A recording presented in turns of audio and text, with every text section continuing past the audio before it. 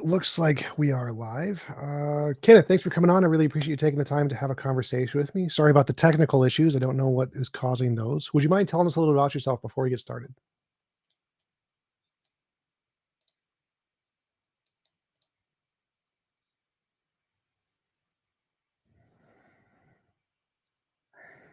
Oh, wait, sorry. Oh, there's no sound working. Damn it. I hate technical issues. All right. Stop sharing screen. Can I invite people? Disable camera. Invite guests. All right, I'll send you a new link for the other server. Emails. So you can just close this screen. This one's not going to work for right now.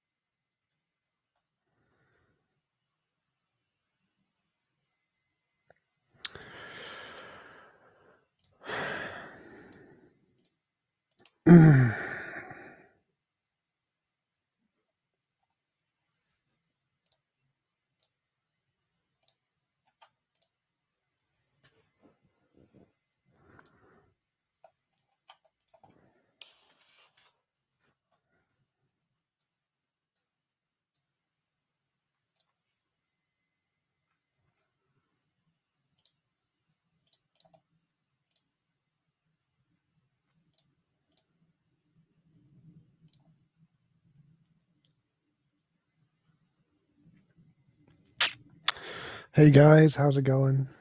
Sorry about the audio issues. Let me know if you can hear me. Audio default. Yeah, that's making noise. Hey, how's it going? This one seems to be working better. Can you hear me? Yes, I can hear you. Okay, I can hear you as well. Perfect. And if you want, there should be a setting somewhere where you can, like a gearbox, where you can increase the quality of the stream. There's like a high definition, make your picture clear. Oh yeah, there's the high definition setting. I see it. Perfect. Yep. High res too? Sure. Okay, how's that now? Good. Sounds perfect. All right, so to start over, Kenny, thanks for coming on. I really appreciate you taking time to have a conversation with me. Would you mind telling us a little bit about yourself before we get started? Sure. So yeah, my name is Kenneth Pearce. I am currently a professor, lecturer in philosophy at Trinity College Dublin in Ireland. I'll shortly be moving to James Madison University in Virginia. I've written quite a lot on the history of 17th and 18th century philosophy, but also in contemporary philosophy of religion. My most recent book is There a God? A Debate, which is written together with the atheist philosopher Graham Oppy from Monash University in Australia. So thanks for having me on. Appreciate it. So I'm an atheist, by which I mean I believe there is no evidence for a God, or that all the different evidences can be better explained by naturalism. Could you tell me some of the reasons you believe there is for belief in a God? Sure. So in the book, I focus on two main grounds for belief in God. I don't think these are the only two, but they're the two that I think are kind of most interest, or that I wanted to take the opportunity to develop. The first is a cosmological argument from contingency. So the basic idea here is that if you're going to have complete explanation for everything, I focus on explanation for the total sequence of causes and effects in reality. If you're going to have a total explanation for that, it's going to have to be something that goes beyond science somehow. And the kind of classical God or traditional sort of God is kind of one good explanation, one good way of approaching that. The second is an argument from religious experience. And here the idea is kind of drawing on Thomas Reid in the 18th century. Um, the Descartes' project of rejecting everything and starting over from scratch is totally infeasible. We have to start from where we are, and we have to start from a general attitude of trust in our faculties. And if we start from a general attitude of trust in our faculties, then we can't just kind of casually dismiss some category of human experience or human life. And religious experience is a quite common and widespread phenomenon in human culture. And the question is how to make sense of it and whether we can regard it as trustworthy as revealing the truth, or whether we have to regard it as somehow hallucinatory. And the idea is that a kind of reason in favor of theism and against naturalism is that uh, theism can regard that religious experience as trustworthy, whereas naturalism has to regard it as hallucinatory. Okay, so let's start with the second one because we don't really get much chance to talk about that. Um, it seems to me that our religious experiences are, we have a defeater for them, and the defeater comes in the form of evolutionary biology and the fact that we know many beliefs in the human mind forms are inherently faulty. There's thousands of fallacies, biases, illusions, delusions, misconceptions, et cetera, et cetera. And it seems like religious experience can fit neatly into this category we already have a substantial amount of evidence for. So even if we did start with the belief that we should trust beliefs until demonstrated otherwise, we seem to have a sufficient defeater for why we shouldn't trust those kinds of religious experiences. Yeah. So I think that is, I would say, there's a reasonable position to be taken there by someone who has a prior commitment to naturalism. That there do exist good naturalistic explanations of why people have these sorts of experiences, right? And there is empirical research on different kinds of religious experience. But the thing is, it's very hard to actually say what the difference is between religious experience and something like sensory experience without presupposing that you already know that there's no object for the religious experience to refer to. So, for instance, we have perfectly good evolutionary neurobiological explanation of the visual experience that I'm having right now. But we believe that it's kind of connected up in the proper way with a real world and therefore that it's reliable. We also kind of, we can't, when we start from this attitude of trust, right? If we didn't start from that attitude of trust, we wouldn't be able to do any science or get off the ground, right? But as we do that science, we discover that our trust in our senses and our trust in our memory and so on shouldn't be unlimited. We learn kind of particular biases to correct for, particular forms of optical illusion, and so on. And the question is kind of exactly which things should we regard as reliable and unreliable. And so my claim is that a kind of attractive feature of a worldview, of any kind of view of the world, is if it requires fewer and simpler of those carve outs, right? When we're saying, like, these are the things, this is where our trust kind of runs out, and we start thinking that our experiences are less reliable. And so I'm thinking What do you that, mean by fewer carve outs? So like fewer places where it's less reliable? yeah, so we say, in general, we trust our experience, right? Except in these cases, right? And what we want is kind of a simple theory of that can account for kind of why our faculties are generally reliable but unreliable in these cases, or a theory that fits well into our total worldview. And so the kind of question is, if you don't start out assuming that religious experience can't possibly have an object, right? Then do you have a well motivated reason that kind of fits coherently with everything we understand about the world and human experience and whatnot for thinking that that experience is delusive? Um, Now, I think that's not a super obvious question because because there is so much variety of religious experience. No one can say that all of it's perfectly reliable. People form lots of different beliefs based on it. But I think if we kind of start out by taking it seriously, then it provides us good reason to think that that maybe there's something to all of this, and maybe we should be looking for what kind of is the most reasonable version of a view that would regard people as having a veridical experience, an experience of something real.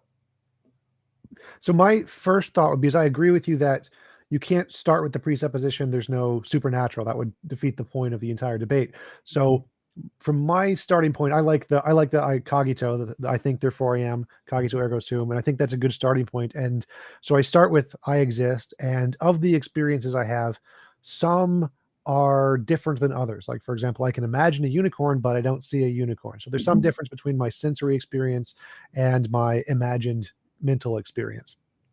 And I want to find a way to differentiate between these two. Which of the things that I see are mental experiences and not things that I should be seeing, that should be sensory experiences. And to do this, we need some methodology to differentiate which ones are justified sensory experiences and which ones are imaginary experiences. And the way to do that seems to be with novel testable predictions. Science seems to be very, very good at this, is at differentiating which of these experiences we should believe are real and correspond to reality and which don't. And if we use that methodology, it seems like we can get most of everything we agree upon in the world, both the theists and the atheists. Most of the things we agree upon are there using this methodology. And it's only the things that the theists or the supernaturalists espouse that are rejected by this methodology. And it seems to be a reasonable methodology to start with. I'm not presupposing there's no supernatural, and there are, in fact, ways to be evidence of the supernatural. It just seems like the claims of religious experience and of supernatural events seem to be the same kind of claims epistemically as homeopathy or different kinds of magic or voodoo. And so using this methodology, it doesn't seem to be affected by your criticism that it's presupposing away the supernatural, and does seem to give us a reliable methodology to filter those kind of beliefs as the untrustworthy ones. Sure. So I think one of the questions here is how we're defining scientific methodology and what makes some methodology scientific. Personally, I think that the kind of the distinction between science and philosophy, or the boundary between them, is pretty fuzzy. Um, and so I tend to think of it much more in terms of we're just trying to do good reasoning, whether you call that scientific or not, be responsive to evidence, and build a view of the world that has a lot of coherence and that's responsive to the experience that we have. Like I was saying, I don't think that you can kind of start from just the cogito and nothing else. If you start there, I don't think you'll ever have good reason to believe in an external world or other minds or anything. After all, Descartes himself appeals to God in the course of trying to get to an external world and other minds, right? I think we got to start with kind of the beliefs we already have and then subject them to rational criticism. And that's what science does, and it's what philosophy does, and so on. And so I don't think it's true that not all of some of our experiences give rise more directly to accurate predictions than others. But we also have a lot of kind of experience, of a lot of beliefs that are kind of trying to tie all those specific predictions together and are not kind of as concretely or precisely tied to specific predictions. And that happens even in science, that you've got kind of broader theoretical frameworks versus very specific predictions. Yep.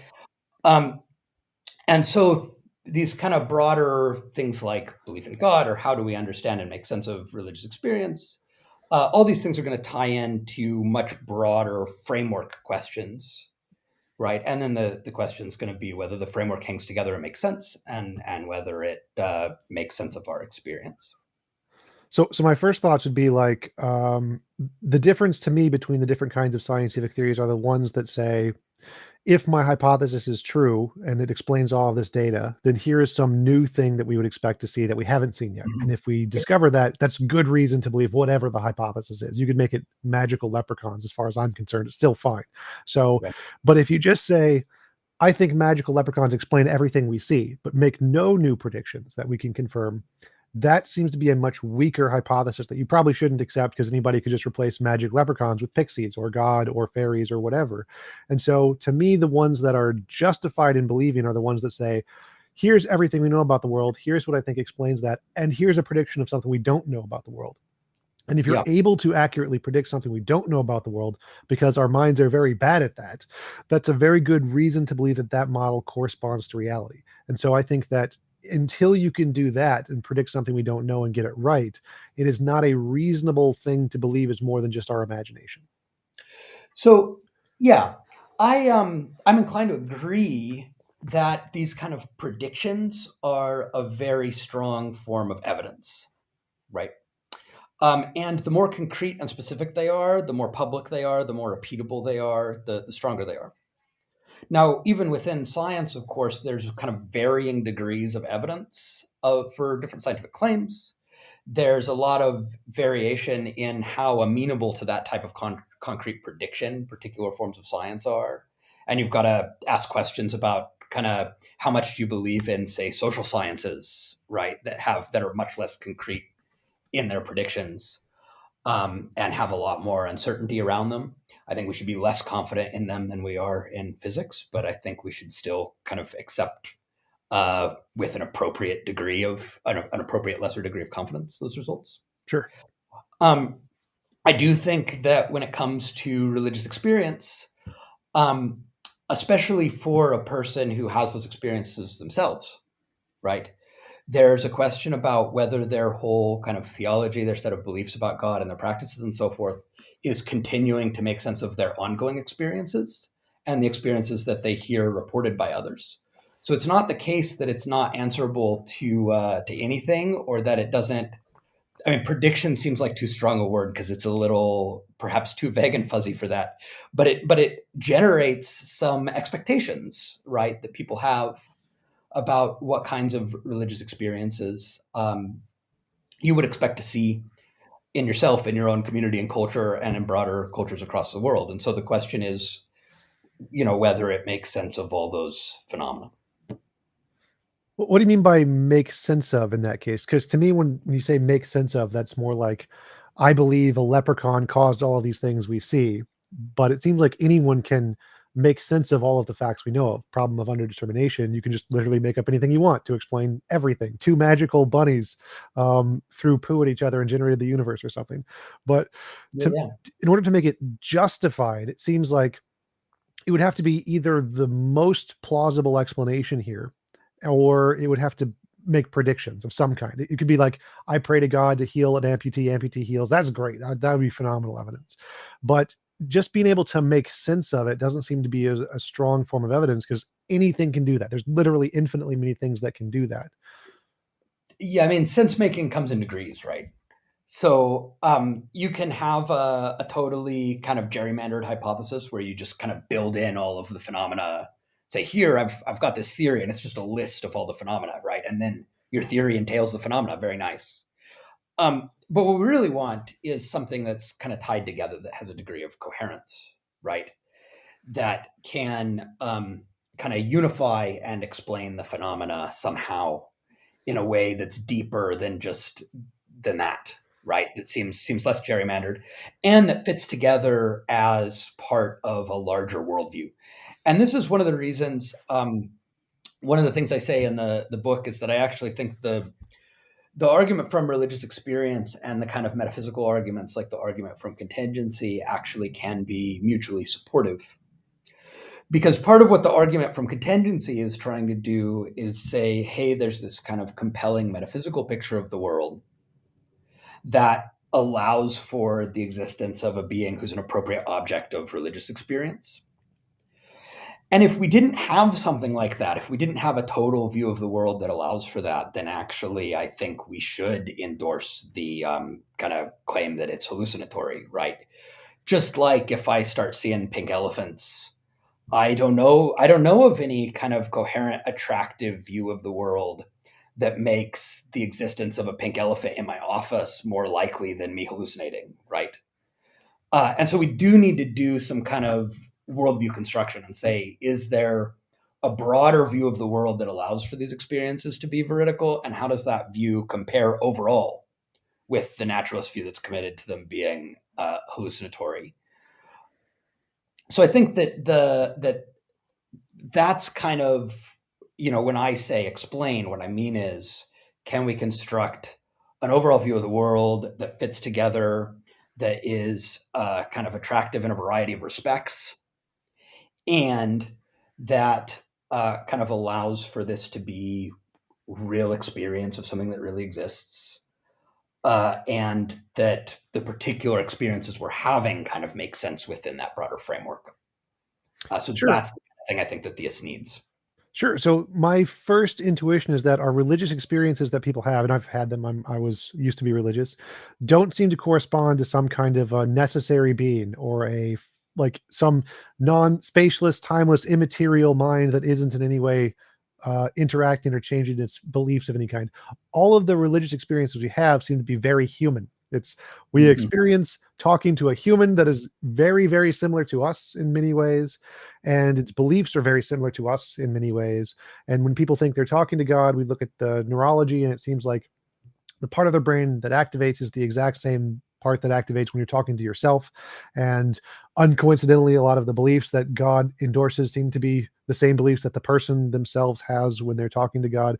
So this all seems to indicate that whatever religious experiences are, they don't seem to correspond to whatever a necessary timeless spaceless being might be. It seems to correspond to more human personalities of some kind. And so I wouldn't see the connection between, even if there was a necessary being of some kind, what would that be indicative of the kinds of personal experiences we have? Yeah. So this to me, this is the thing that I really, I'm a philosopher and not much of a debater, right? So that means that I'm really interested in the puzzles and problems with my own view of the world. And this question of these sort of metaphysical arguments about God that I've been working on for a while, this question about like what, if anything, do they actually have to do with religion? Was a philosophical question that I was interested in, that I was feeling like I and other analytic philosophers hadn't explored enough. And so I was kind of part of what I was doing in this was trying to make space in the book to explore that question, because I thought it was important. Um, and so I do think that there is a certain amount of tension between, particularly for myself as a Christian, there's a certain amount of tension between, how God's described in the Bible, between how ordinary Christians think about God, the ones who haven't studied a bunch of philosophy, and the way God appears in these sort of metaphysical arguments. So that's, and then there's the question about whether that metaphysical God could even be connected in any way with actually practicing a religion, right? And So specifically the personal experiences people have, because that I think is the important part of your argument, is that the experiences they have, what does that correspond to? right, so that's like one set of issues, and then there's this other set of issues about the fact that people come away from religious experiences almost always thinking that they confirm whatever religion they already had. Yeah. Now, there are exceptions to that, and I think the exceptions are really important, right? But most people, that's how it is. So I take those to be kind of two separate and interesting problems. So on the first, the two of them are connected. And the thing that I want to say is that all of our experiences, including our sensory experiences, are interpreted through the lens of background theories and assumptions that we have about the world. Our way of understanding them is, it's learned from culture. We have a set of concepts. There's a, Thomas Reid calls this acquired perception. There's a bunch of contemporary philosophical literature about the way learning things, gaining concepts, for instance, changes the way we see the world. Um, so, for instance, if you know the difference between pine trees and fir trees, you just kind of see things as pine trees, right? Whereas when you were first learning that, you might have had to think about specific criteria and whatever. Um, and there are practices that we engage in William Alston calls these doxastic practices of forming beliefs that we learn for how we use our sense experience and what kind of things we look at, like when you look out the window to see if it's raining.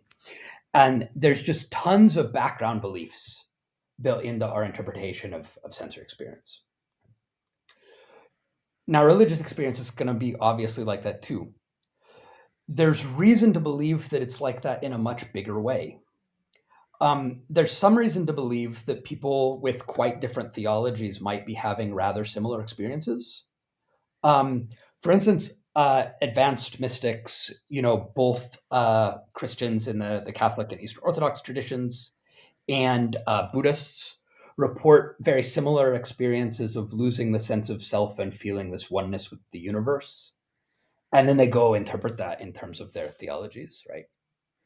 Um, so I think what's going on here is that there is kind of a lot of flexibility in the interpretation. I think that if we're going to make sense of if I have religious experience and I'm going to make some kind of sense of it, I have to rely on an interpretive tradition. There's no way of kind of starting over from scratch any more than I could do that with sensory experience. And I think something that can help a lot is relying on these kind of more extraordinary religious experiences that I don't have that other people do. So some people do have these quite unusual experiences that kind of change their whole view of the world. And kind of many of the founders of the world religions reported things like that, but there are also other kind of major figures along the way. And I see this as being, in some ways, it's kind of analogous to, like, I can interpret my experience of this table as an experience of quarks and electrons, but I wouldn't come up with ideas about quarks and electrons by seeing the table, right? Some Sure. physicists had some quite unusual experiences that I've never had and wouldn't know how to interpret if I did, by kind of constructing particle accelerators and whatever, that gave rise to a certain way of interpreting ordinary sensory experience. And I think something like that goes on in religious traditions, that we have these people who had quite extraordinary experiences who kind of that change their view of the world and that provide a way for everyone else to interpret their experiences. And then the question we all have to ask is whether to trust those people, and perhaps even more difficult, which ones to trust and how far to trust them, right? As we're trying to figure out how to interpret our view of the world. And how would you answer that question? Because my initial thought or response is that there are lots of people who have very profound experiences which change their life, and many of them are epileptic or have seizures. And these things are like Robert Sapolsky, the professor of Stanford, did an entire lecture on how religions were started by schizophrenics because they had massive brain electrical things that had these awesome ideas, just like you have when you're on a drug trip. And people on drug trips also report these powerful, profound experiences that change their lives. So it seems like we have a correlation between many similar kinds of experiences that we can have very good evidence to believe is a purely natural phenomenon. What reason do we have to accept those testimonies of this super profound experience as being true, as opposed to these just hallucinations that we seem to have a good evidence for? So first, this gets into other difficult issues, but I don't think that in order to take these religious experiences seriously, you need to think that there's some kind of supernatural cause of them, that there's a disruption in the natural causal order. I think you can take them seriously as revelatory of God, even if you think that they also have a fully scientific explanation. That gets into other complicated issues. But in terms of the epistemology, I'm going to view this just like everything else. So I come to philosophy or to rational thought, science, or whatever, already having a set of beliefs about the world, and my question is whether and how I should revise them in light of the evidence and arguments I'm confronted with. So I can't start from nowhere; I start from somewhere, and then I'm looking at revising from there. And so the question then is going to be, I have all these reports of religious experience. Maybe I have some of my own. And I'm trying to figure out, in order to kind of make sense of all of that, do I need to revise the beliefs I'm starting with, and do I need to change the kind of community or tradition that I maybe started out trusting? Um, so that's the kind of question we're asking. Now, I think if you really want to make progress on this and you really want to take this seriously, I think you really ought to pay quite a lot of attention to the reports of experience of people who are in a quite different tradition from your own. And a way I might think about this is if you're considering a science that's not very mature, like the science that's trying to deal with connections between mind and brain, which is quite complicated, and kind of traditional experimental psychology is one paradigm, and like cognitive science and the computational model of the mind is another, and kind of pure neurobiology is another. And there are some people who think those are all good and they're someday going to be unified. And there are other people who think like some of them are good and the others aren't, or who are skeptical about unification. But if you're going to, so you might work within one of them and say, like, I'm doing my investigation within, within one of these.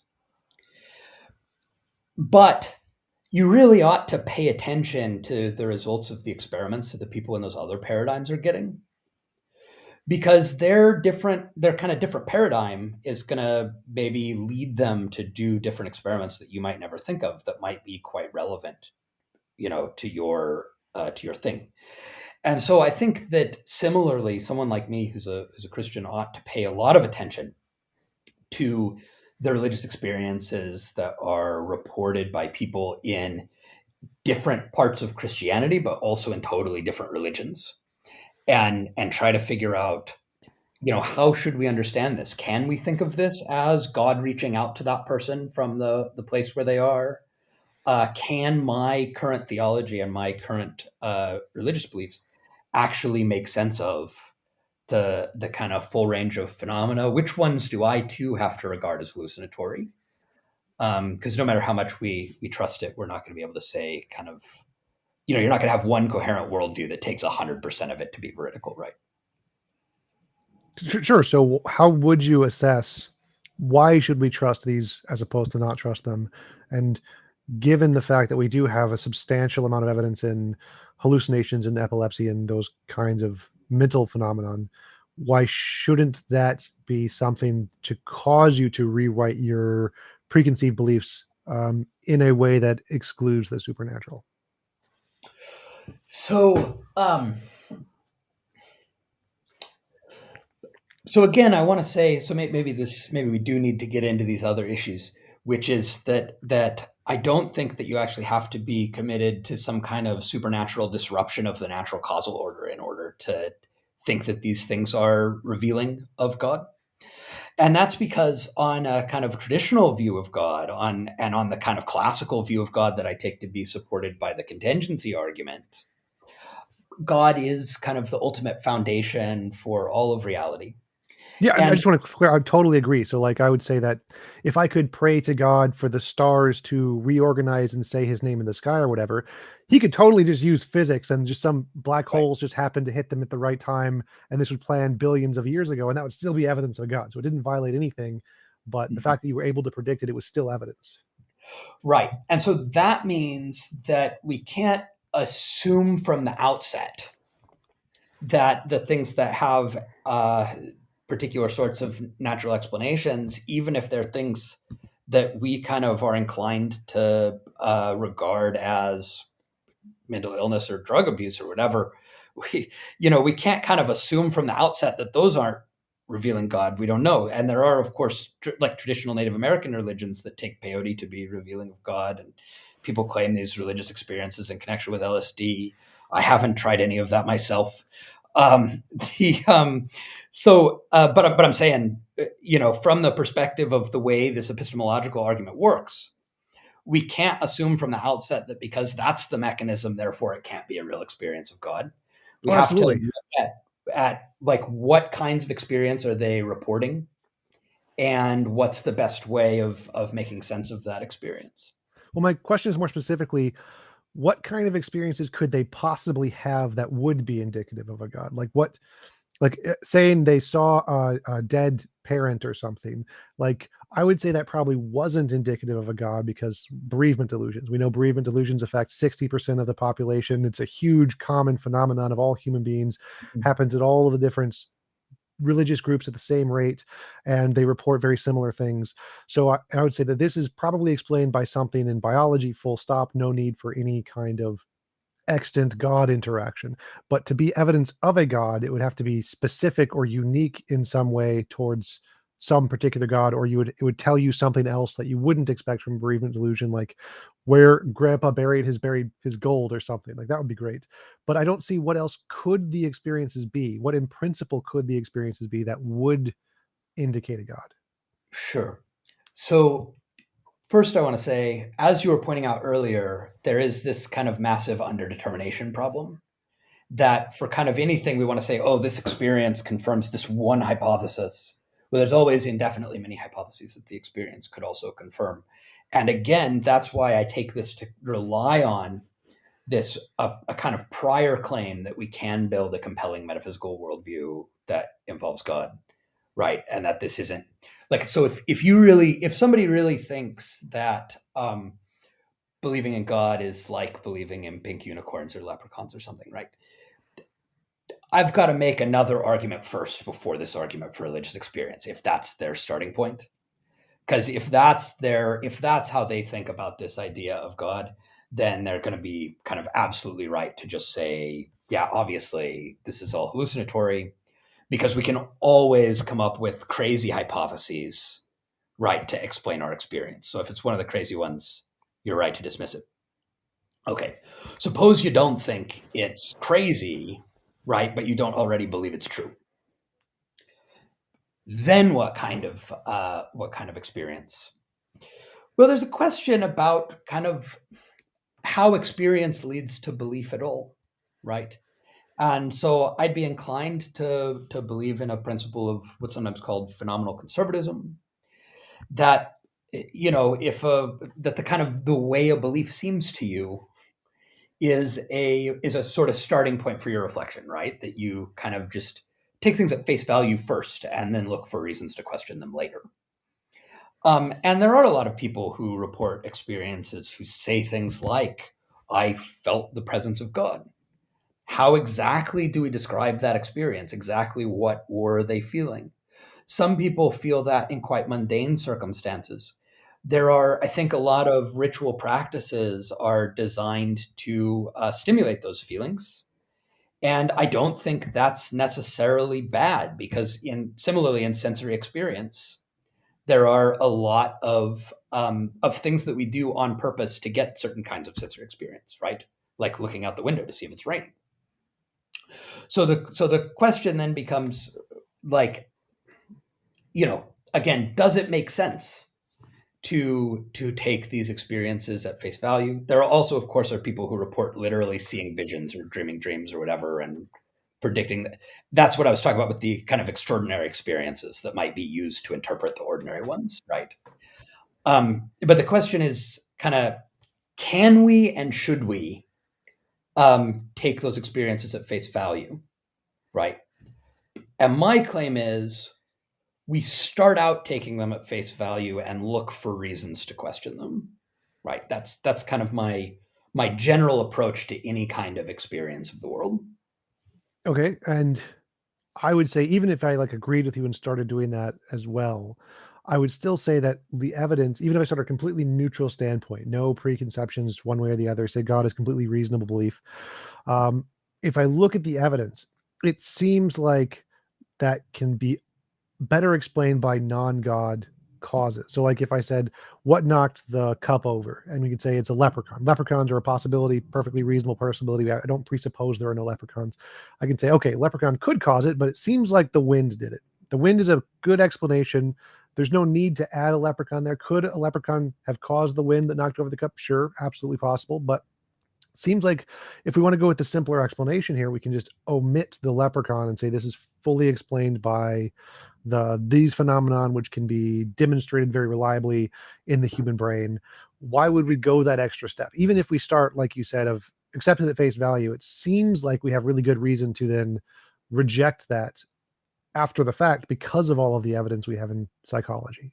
But what I want to say here is, of course, we can make a perfectly good explanation of my visual experience right now by just talking about my brain without talking about a computer screen or a signal being transmitted over the internet or you, right? Sure. So there's a question about like why my brain is doing that right now, right? And then we get to these other things. And so kind of same thing, the question is kind of, should we think that in some way this is ultimately connected up with a deeper reality? And I would say that also in the visual experience case, we can't give much more reason at this outset than it seems like that to me.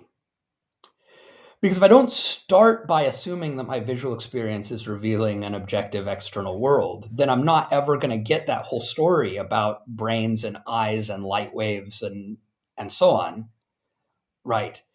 So I start out, it seems to me like it, and then it turns out that my kind of total view of the world, as it were, kind of works better if I continue taking my experience regarding my experience as ultimately connected up with a person in another part of the world who's looking at a computer screen, kind of like my computer screen, and this sort of whole story about the transmission of information. Um, but I could say, there's this very local story, right, about just my brain, and what's the justification for positing all that other stuff out there?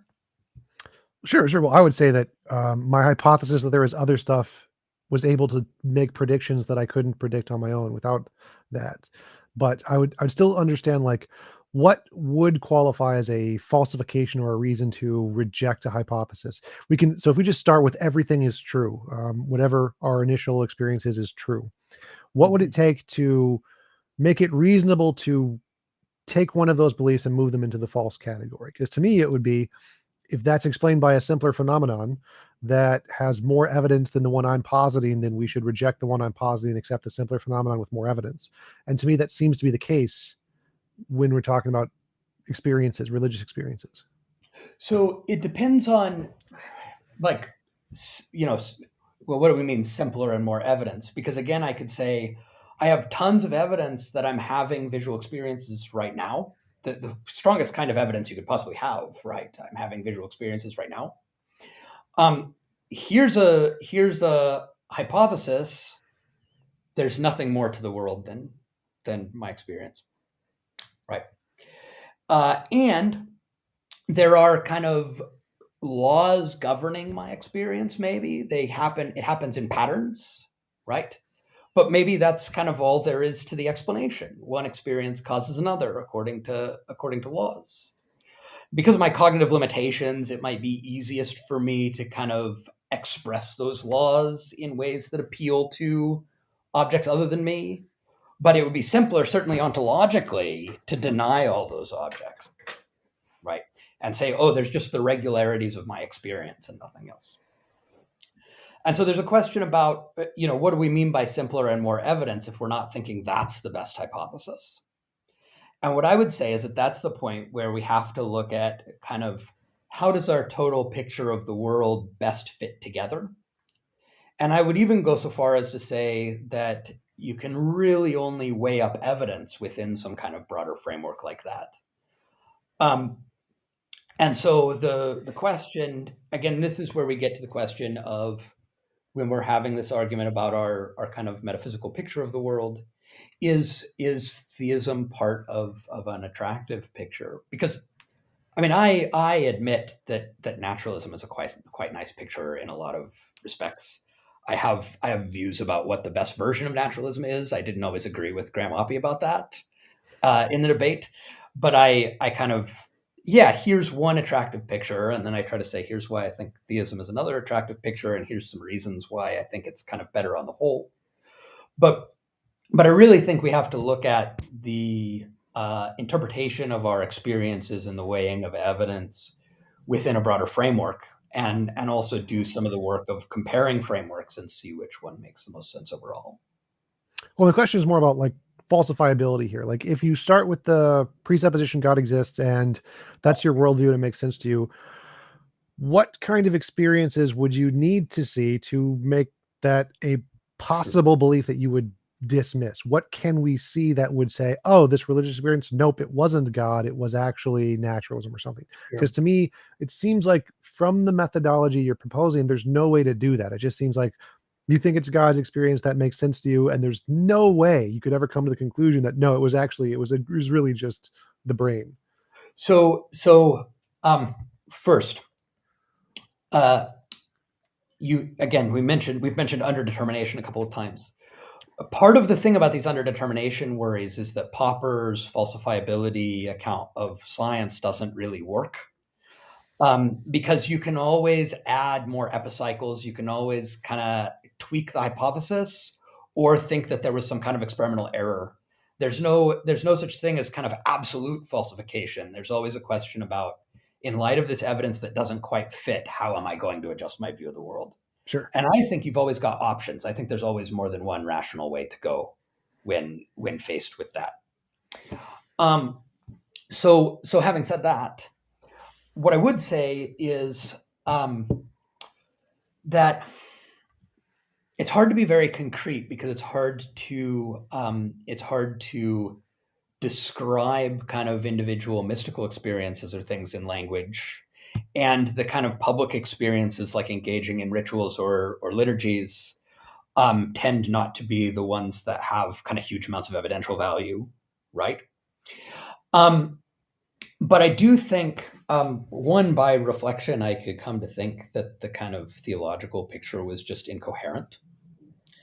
For another, you could have certain experiences. I mean, I think some people are rational by responding to the evils in their own lives by becoming atheists. I think some people do that rationally. I just, because of these kind of underdetermination things, I don't think everyone has to do that. But you might kind of look at your life, right, and look at the experiences that you're having and say, you know what, the view of God that I have had and the understanding of my experience of God and the world really led me to believe that that if I went through this kind of suffering, I would feel the presence of God in it. Maybe that's it, right? Because some mystics really do report kind of feeling the presence of God all the more in the midst of their suffering. What was the guy, famous Jewish Holocaust survivor, Victor? I forgot his name. Victor Frankl. Oh, maybe. Yeah, about the absence of God. You mean a similar story to what I'm telling? Yeah. He went through the suffering and it benefited his faith or something along those lines. Oh, sure. So, I mean, some where it benefits and some have just the opposite Yep. response, right? Yep. And so I think perhaps you've got this kind of theology where you think that closeness to God comes through suffering, and you experience suffering and only experience alienation, right? Um, we all have no choice but to kind of prioritize what we see with our own eyes over what other people tell us, right? We should take seriously what other people tell us most of the time. But we all have no choice but to prioritize what we see with our own eyes, which isn't to say we never attribute hallucinations to ourselves, but we're very reluctant to do so, and rightly. And so a person who went through that kind of experience, I think, could be very rational in rejecting God as a result, depending on kind of what their prior starting point is. And I Could you wouldn't. explain that like with an example? So like if I have, let's say we see a hoof print in the snow and one person says it's a horse, the other person says it's a unicorn, and we want to assess the reasonability of the two belief systems. It seems to me, based on what you provided, is that if the person who believes that it's a unicorn has a coherent worldview to them, and it seems like an attractive worldview to them, they're justified in believing the unicorn. And the guy who says it's a horse, because I know horses exist, there's a horse down there, I can literally see a horse, it's most likely a horse, there's lots of this evidence, same size, hoof print, that guy would be at the same level of justification as the guy with the unicorn. Uh, yeah, assuming that their worldviews are kind of equally coherent and equally explain the other available data and so forth. And so if we wanted to refute the unicorn belief, right? We'd have to hear a lot about this unicorn worldview and how it worked. And so we'd have to get into other arguments besides that like hoofprint thing, right? So we say, here's this hoofprint. I have a worldview where it's got to be a horse because there aren't any unicorns at all. You have a worldview where not only could it be a unicorn, but you think it is a unicorn because you think that's somehow more likely than it being a horse. So a worldview where like unicorns are quite common, more common than horses, or more common in this circumstance than horses, or whatever. Right. So now I need to hear a lot more about that worldview and start trying to point out tensions or contradictions in it, start trying to point out evidence that it can account for. And so this is just to say that like no one argument by itself should make a person be a theist or a naturalist or something else. Right. There's a whole bunch of stuff very broad that really has to be discussed here. And this whole argument from religious experience, it's only going to do anything for you if you think that that a certain sort of theism, a sort that can make sense of these religious experiences, is a view that's worth taking very seriously. To me, that seems very counterintuitive because, from my perspective, the guy who thinks it's a unicorn who made the hoofprint in the snow is always going to have like a significantly higher burden of proof than the guy who thinks it's a horse. So, like horse, yeah, we have evidence of horses, lots of past evidence of horses, no past evidence of unicorns. So, to me, it wouldn't matter how coherent the person's worldview is. You could make, I would assume, as I am a very limited human being, not the most intelligent person ever, probably, but that person could probably construct a coherent worldview. They could be very, very intelligent and very articulate and create a worldview with lots of very big words that I don't understand and make it seem very coherent. But Yeah. that wouldn't add any weight to the probability it was a unicorn. I'd just be like, okay, give me extra evidence of unicorn. I need something more than just you have a coherent way to explain the stuff you see.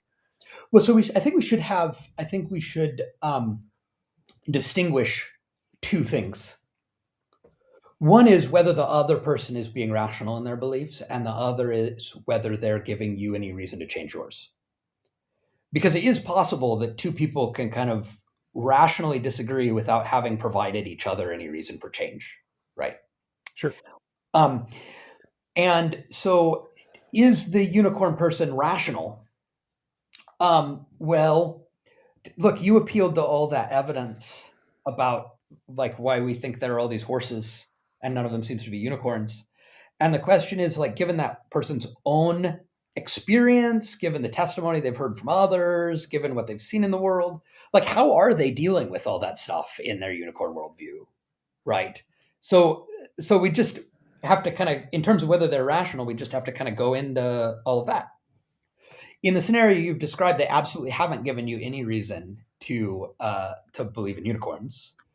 They might, if you get into the unicorn worldview and you start hearing more about it, they might give you some reason to take that worldview more seriously than you did before, depending on how things go.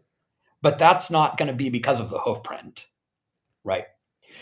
The kind of scenario I'm imagining is the scenario where, like, suppose you both think you see a unicorn, and you say, I think I'm hallucinating, and they say, I've believed in unicorns all along, so now we just saw one, right? That's the kind of scenario I have in mind. Or a scenario where kind of you don't see it yourself, but a whole bunch of people report it, and there's not particularly good reason to think they're lying or we're on drugs or something, right? Then then what do you say about that? And that's the case where I'm saying, like, you have some reason to be a bit resistant to the hallucination hypothesis, but not ultimately immovably resistant, right? So you want to ask, could they really be seeing something? Is that plausible?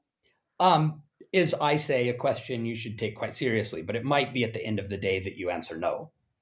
And on the God case, whether you should answer yes or no is going to depend on a bunch of these other arguments about kind of how theistic and naturalistic views of the world work and hang together, and kind of how attractive each is.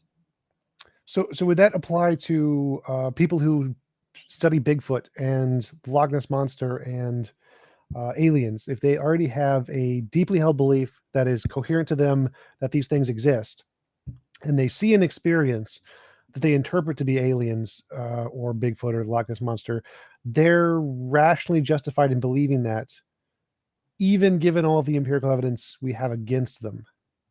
Well, we're presupposing here that their kind of prior view of the world made sense and dealt with their previous evidence and so on, right? The evidence that they possess. If so, so suppose that someone rationally believes in Bigfoot. Who cares what kind of, rationality is, people can be rational without getting things right. I like to compare it to, you could be the best poker player in the world, but if you're dealt a string of bad hands, you're going to lose. Being a good poker player is about doing the best you can with the cards you're dealt. Being rational, similarly, is about doing the best you can with the kind of inputs that you have to your thought processes. Sure. So suppose someone has some kind of crazy background and upbringing, that's something bizarre, that leaves them with a rational belief in the real existence of Bigfoot, right? Suppose they're rational in starting out with that belief, and they do have a whole world view that makes sense around that. Then I'm going to say, yes, if they think they see Bigfoot, they should believe it. And if we want to put them in a position where they're rationally obligated to change their mind, we're going to have to bring up evidence and arguments that make that background worldview no longer make sense. And in the Bigfoot case or the alien case, I would say that should be possible. There's kind of evidence and arguments in the world to undermine it. Could you explain that more? What do you mean by make the background worldview less rational? Yeah. So it's just like suppose they don't even know that there are tons of zoologists and paleontologists and so forth who go out digging for fossils and cataloging animals and so forth, and none of those people have seen any evidence of Bigfoot. Suppose they don't even know that that lots of other people have gone looking for evidence of Bigfoot, and the best they've brought back is terrible.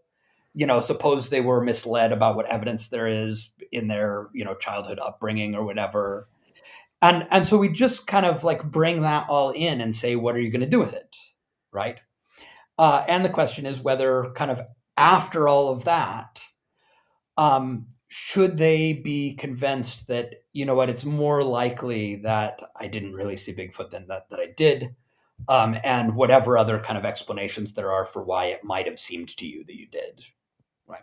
Would that not be exactly analogous to what we could do in the religious experience case of, like, we can say you were brought up with these facts, young earth creationism, those are proven false, or there's a lot of people who've looked for religious experiences, haven't found it. There's a lot of reason to think that the religious experience you did have could be explained by a bear or a delusion of some kind.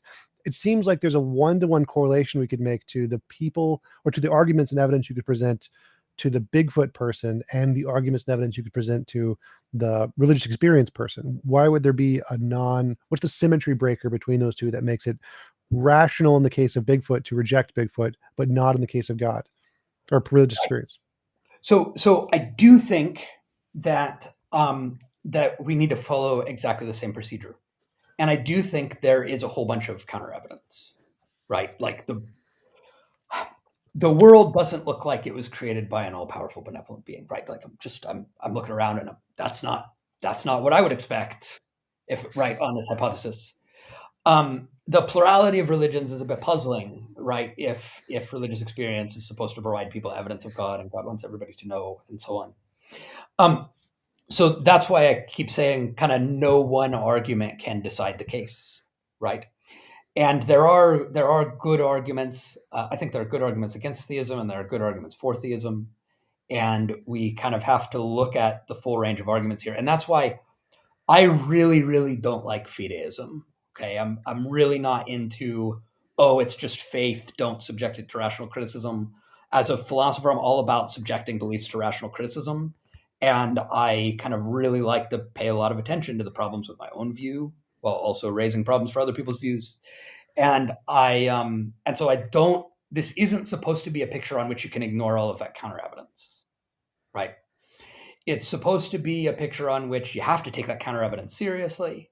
and you have to kind of do the hard work of trying to figure out, is there a total theistic worldview that kind of makes sense of all of that? And you mentioned young earth creationism. And I believed in young earth creationism when I was 19. Okay. And so I'm talking about this process of philosophy, right? Where we start with some beliefs, we subject them to rational criticism, and we change them.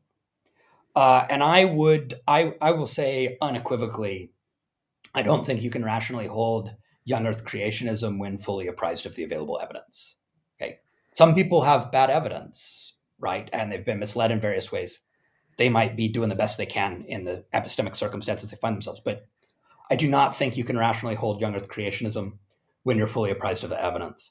And actually, in terms of what kind of progress we make in this kind of thought and debate, I think it's a lot easier to kind of rule out a bunch of bad theistic worldviews and a bunch of bad atheistic worldviews than to kind of decide between the best theism and the best atheism. Um, so I do think there are views, including views I used to hold, that we can and should rule out by the very kind of procedure you're describing. Sure. So I think my question is more specifically, though, if we could make a one-to-one correlation argument. So if we listed out all of the reasons you think the Bigfoot person would, the counter evidence you could present against them that should make them less confident in their belief, and up to some degree where you'd say, okay, at this point, they'd probably be rational to reject Bigfoot. And if we paralleled that and showed that every single one of those arguments had a parallel argument to theism and religious experience, and we could show that they have essentially the same weight. So the weight of the arguments against Bigfoot would essentially be the exact same arguments with the exact same weight against theism. Would that cause you to reassess your belief in religious experience because they have, just like you think the Bigfoot person probably shouldn't believe because of all these reasons, and the same reasons exist against theism? Would that cause you to reduce your confidence in the religious experience case? Absolutely. Yes. So, and again, I'm not a super confident theist. I said I don't like this, like, conceptions of faith that make beliefs held by faith immune from rational criticism, right? What I think is, like, I spend all this time on rational criticism, and I know that I kind of can't be super confident, but I have to figure out how to go out and live my life. And that's kind of how I think about faith, is that there are certain beliefs that I kind of might know I could easily be wrong about, but I still sort of rely on them in practice because I need to, for a variety of reasons. That's how I think about faith. So yes, I adjust my confidence up and down in this stuff all the time because I spend my days thinking about philosophical arguments. And but I do think one difference between the Bigfoot case and the God case, that again refers back to this argument from contingency and other things, is that in the Bigfoot case, if you start saying that Bigfoot is harder and harder to see and leaves less and less evidence behind, and at some point, so you're like, oh, I used to believe in regular giant ape Bigfoot, but now I believe in invisible weightless Bigfoot, right? Who doesn't leave footprints or anything. Bigfoot then isn't doing anything in your worldview anymore, right? Whereas the kind of classical God that serves as an ultimate explanation of why there's something rather than nothing has this kind of worldview work to do that is independent of things like young earth creationism or whatever. And so the question is, when you start adjusting your conception of God to deal with various evidence, or your broader theology and religious beliefs to deal with various evidence, one, does your overall view still make sense and hang together? And two, have you undermined all the reasons you had for believing in it? And so I think I've done a lot. I do a lot of adjusting of my view of God. I've done a lot of that over the amount of time I've been studying philosophy, and I will continue to do so, no doubt. But I think this question always has to come back to, okay, now that we've made all these adjustments, is there something important left? Or has this concept lost its purpose? And that's a thing I think happens in the Bigfoot case that, from my perspective, hasn't happened to me in the God case on the basis of the evidence and arguments that I've considered. Gotcha. And I do want to be respectful of your time. We have been going for about an hour if you need to go. And if not, I'd love to talk about the contingency argument. I'm afraid I do have to head out at this point, but I do really appreciate the invitation. This has been a great discussion. Absolutely. I really appreciate you coming on. Really enjoyed talking with you, and I will let you go. You can just close the screen anytime you want. And I'm going to start the after show. All right. Thank you very much. Talk to you later. Bye-bye.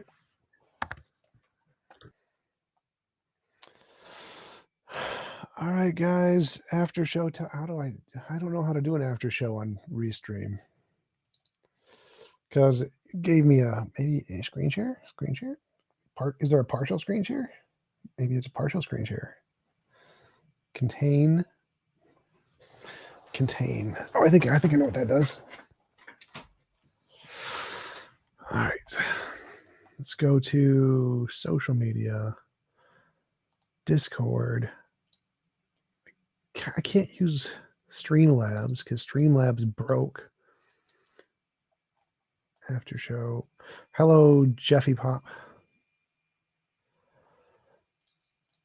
All right, let's see. Screen share. Window.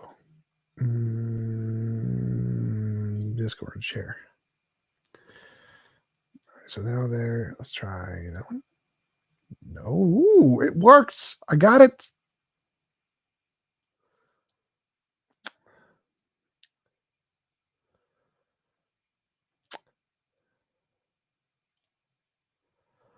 All right, guys. Anybody? I should probably put the link in the thing so people can join.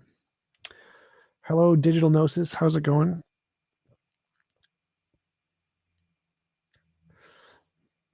Thank you. Going to the classical one, is contingency better explained by naturalism than theism? Can we say that it's quantum fields or whatever? And is that a better position than saying it's a non-physical mind of some kind? Wouldn't we be more rational to think that it's a quantum field than something we have no evidence can happen?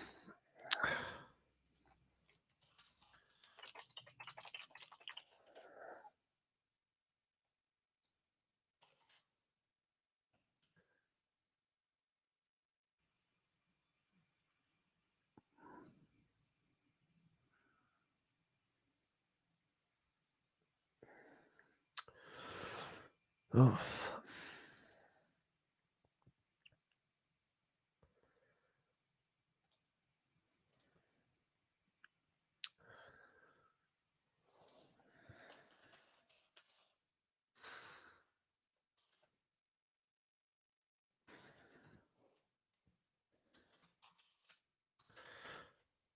Yes, I can hear you.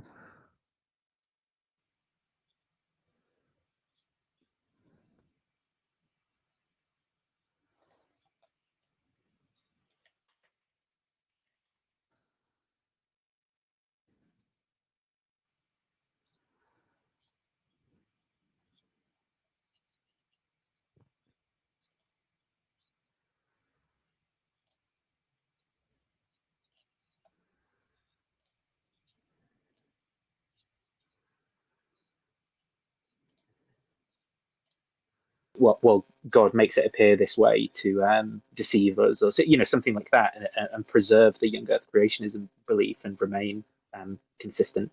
Is that in line with what he was saying sort of before I watched? Is that criticism in line with what he was saying before I kind of came in to watch the stream? Can you say that again? I think a more general. Oh, go ahead. Yeah, like it seemed to me towards the end when he said something. It seemed like he was holding to like a coherentist position. Is that right? Yes, I believe so. And I think you were sort of criticizing that along, like looking for this kind of like reductio idea that someone could have, a coherent set of beliefs, but we'd all say it's false, sort of thing. And he said something then that, when he said, when I was 19, I was a young Earth creationist. Yep. And he said, I don't think someone could remain a young Earth creationist in the face of all of the evidence that there is. And Yeah. I think that that's inconsistent with his position, because he should actually be committed to the idea that what someone could do is, rather than, reject young Earth creationism, they'd like, maybe they'd say, well, actually, that God's testing people. They'd form this extra belief: God's testing people's faith through like tree rings and geological records and fossils, and actually, young Earth creationism is true, but God had this desire to test people's faith in this way. Yeah, I would totally And then agree. I maybe think that there should be some break point where some kind of evidence should be able to move you away from the probability it's true, even though due to underdeterminism, you can always make up a ad hoc way to say God's doing this for some reason to test me or whatever. And that's kind of what I was asking him about for like the last half an hour, I think, was what is the criterions that would need to be made that would make it justifiable or irrational to continue to hold a belief. And the only ones he listed was for the Bigfoot ones. He said that if we presented this evidence against Bigfoot, then they should probably not hold the belief in Bigfoot after this was presented. And that's where I said, well, so if we presented these exact same things to theism, would it still be that way? And he said, no, because God still explains the origin of the universe, which Bigfoot doesn't. right, yeah. Which I guess, why couldn't the young Earth creationists sort of say that in the face of this evidence, which someone's suggesting they should interpret in a different way, like tree rings or whatever? Yeah, I should have thought of that. That's a really good, it would be a really good response. Also, why does the explanation of the origin of the universe qualify it as being like held to, whereas like just Bigfoot existing doesn't?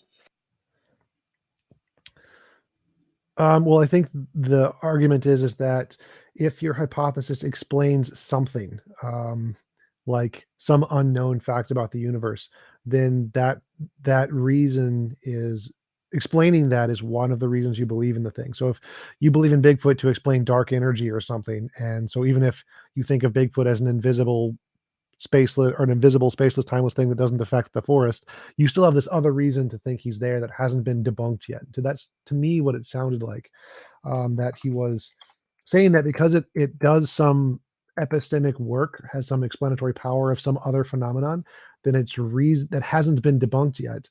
You still have a reason to hold to that, even if there's other things about it that have been debunked.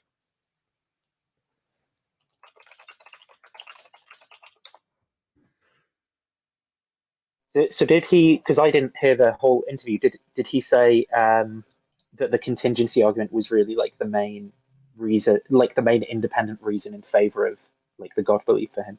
No, we skipped straight into the personal experience one. That one we did first because I normally do the contingency one first. So I decided to go with the personal experience, and we didn't get to the contingency.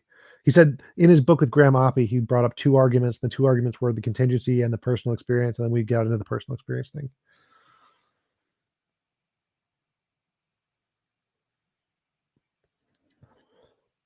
That's interesting. How did he give a reason why he thought that God is the cause of personal experience rather than something else, or like a better explanation, or like how did he phrase it? Yeah, so that was most of our conversation. I was like, well, why should we believe this is personal experiences of a god and rather than delusion or whatever? And he said that he gave the classic Plantinga argument that we should accept things until demonstrated otherwise, or accept beliefs, properly basic beliefs, and that the fact that you start with the belief that God exists and he explains the data justifies that it's a rational belief to hold.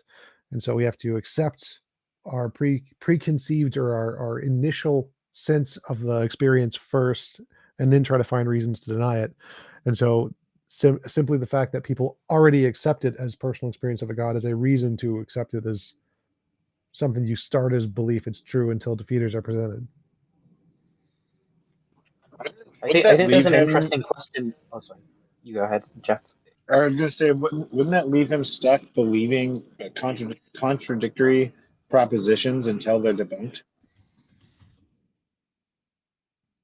Contradictory. I don't know. I think if Since there can be two propositions that contradict each other, that both explain like some phenomenon, and until they're debunked, he's supposed to believe them if they're both coherent.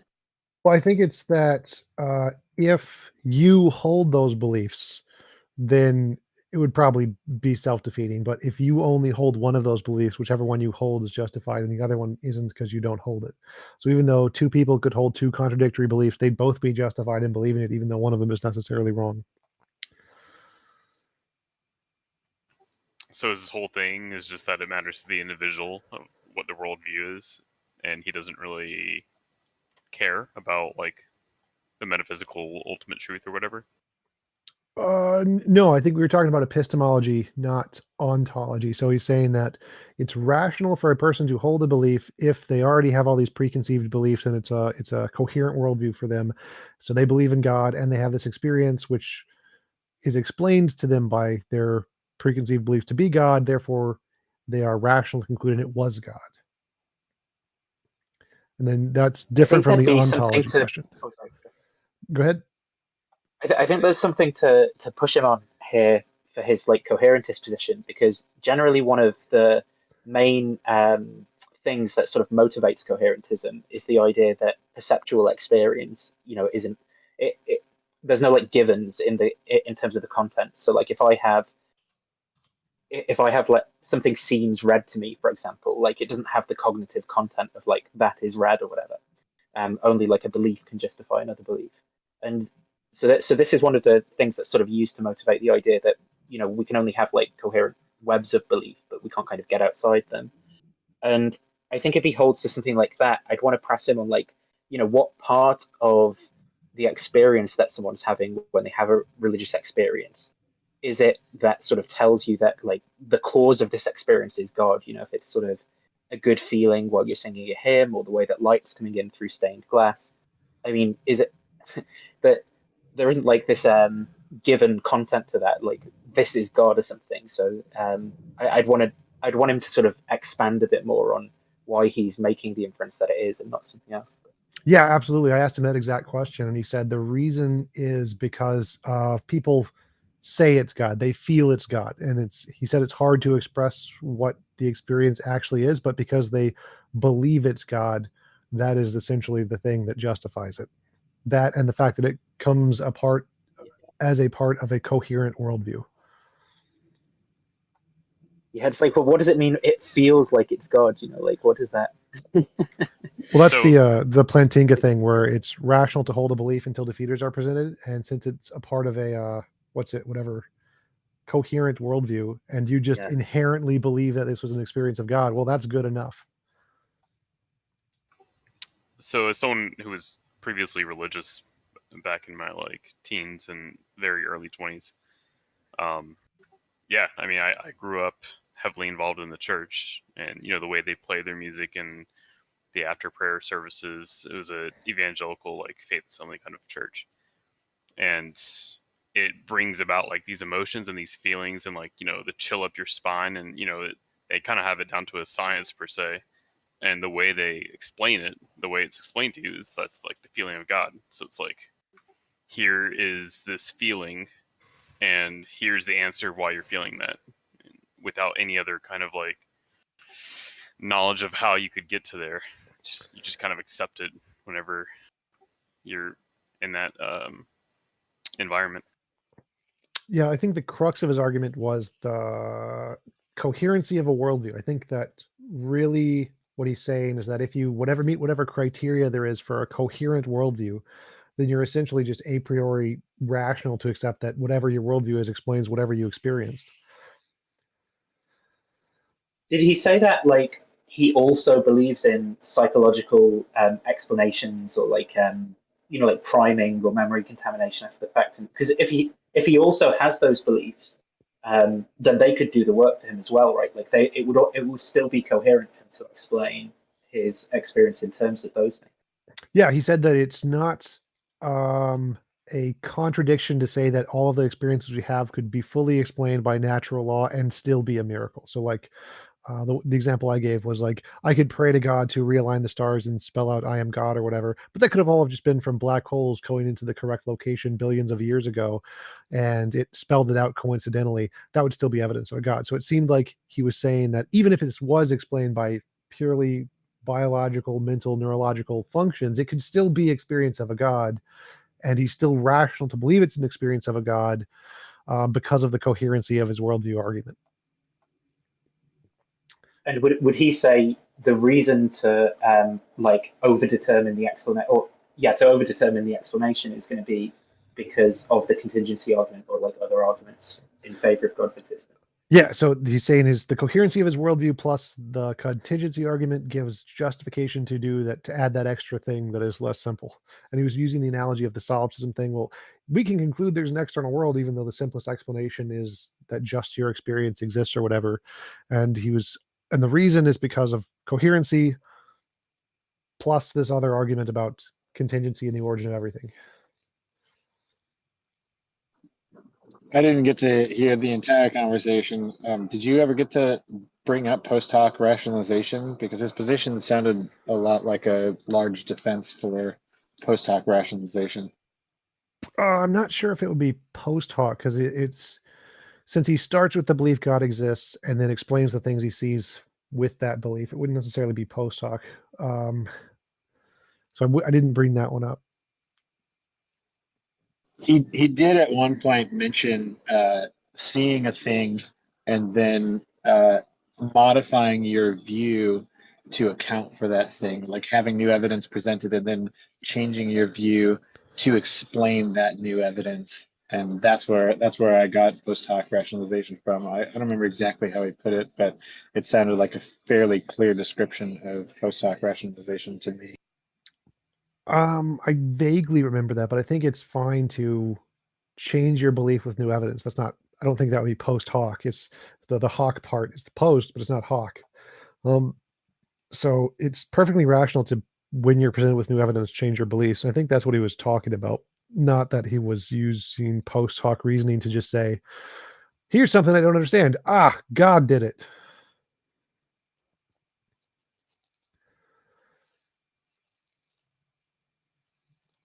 Thank you for the super chat, Padawan Fef. DA. I don't know what DA means. DA semicolon. If every law needs a lawgiver, does it not make sense to say a moral law needs a moral lawgiver? What's your thoughts? I mean, if every law needed a lawgiver, then that would be a fine argument, I would guess, because if moral laws would also be a category of laws, and then possibly if every law needs a lawgiver, does every moral law need a moral lawgiver? I think that would make sense.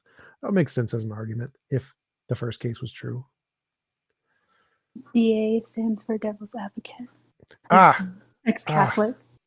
got it. Thought it stood for dat ass. Ayo.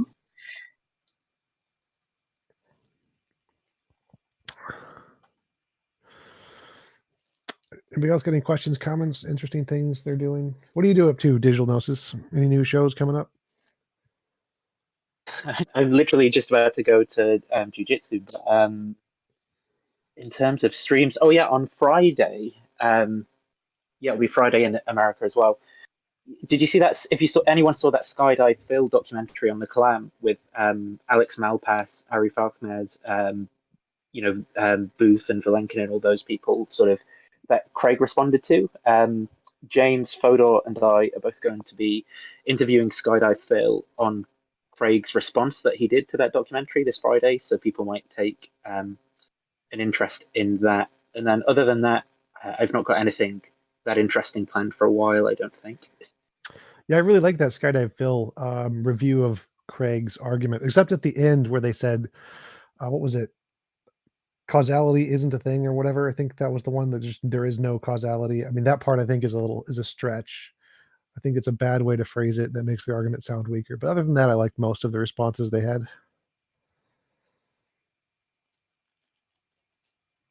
Yeah, I think it was a really good documentary as well, just in terms of a lot of the people that Craig likes to cite as well that are in the documentary, Yeah. talking about how sort of Craig either overstates what they say or takes it kind of out of context, or doesn't go far enough, and it becomes quite clear the sort of the amount of fringe positions Cherry that you picking. need to take in order to get Craig's. Yeah, exactly, right. Yeah, I love the Well, on Valenkin everything, saying right? that. On like cosmology. Valenkin was just saying, yeah, the BGV doesn't say that there's a beginning to the universe. It says it's just the inflation had a beginning. That was great. Right. But Craig's got his intuitions.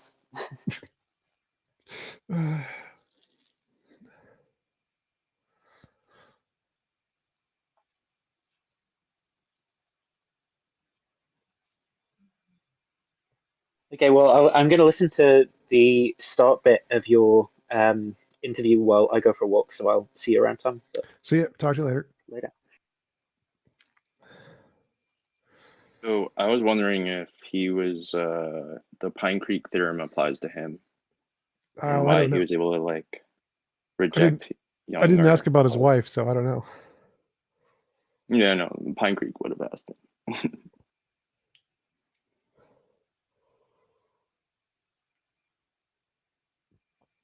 But yeah, he basically seemed to say like most religion was wrong because of psychology and evolution, and then he's like, well, except for mine. I don't know. I think it'd be more. I think he'd probably say that they're all also justified in believing their God. So, because his argument was epistemology, not ontology. He wasn't saying that God was true. He was saying that it was rational to believe in God because of these reasons, and which would also include that it would be rational for all the other religions to also believe in God for those reasons. So that would be a good question to ask him, like what Digital Gnosis said of would there be a difference? Are some of the other religions unjustified, even though they also have the same criterion of they think God explains the origin of the universe or whatever, based on some set of facts?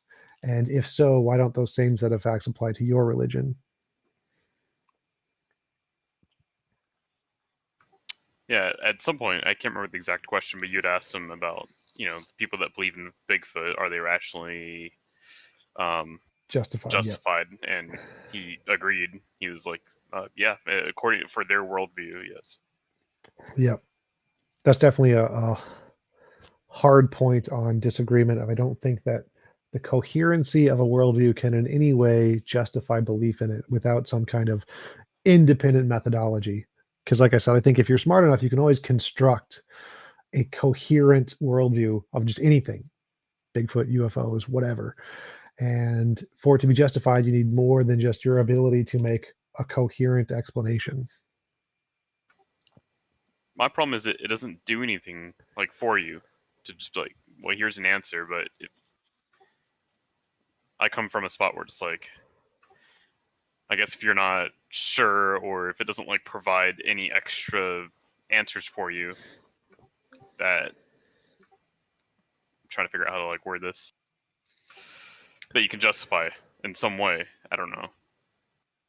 It's just finding an answer to something out of convenience, but not out of evidence. Like, out of the gaps, I guess. Are you describing Occam's razor?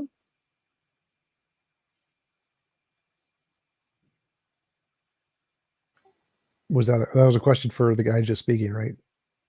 Yeah. Oh no, no, I wasn't talking about Occam's razor. I don't think Occam's razor is good at all, just because it's a kind of false dichotomy. Okay. False dichotomy. The way that people present it usually. Oh wait, no, I'm thinking of something else. My bad. Occam's razor is just Occam's that razor. we should not posit more entities than necessary. Yeah, I was thinking of I mixed them up. The one where it's like you should believe in God because otherwise you go to hell or whatever. Pascal's wager. Yeah, my bad. Wager and razor are very similar sounding words, so I can understand that. And that's why I had a wager with my enemy's balls.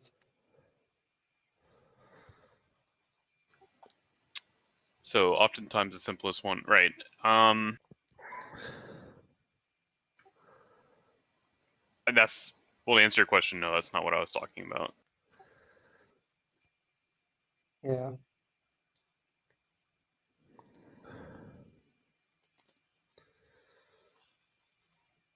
My main issue with Pascal's wager is it fails to mention that over 4,000 religions exist. So if you like add that into the denominator, it makes it like a starting chance of 0.02%. Yeah, that's what I meant by false dichotomy. It's like it's not like one or the other. It's not Christianity or Right. not Christianity. And it's like, how do you know that like rejecting the Norse god is like worse or better than like rejecting Christianity. I like Pine Creek's answer on this subject, where he goes like, "What if God does not want to be believed in? What if he is so powerful that he doesn't care whether people believe in or not or not? And what if and what if like belief in the God is what sends you to hell?" He stole that from me. That Um, is my argument. Pine Creek stole that argument from TJump. It's a TJump argument that I brought up in my conversation with what's her name? The expert in Pascal's wager. L starts with an L.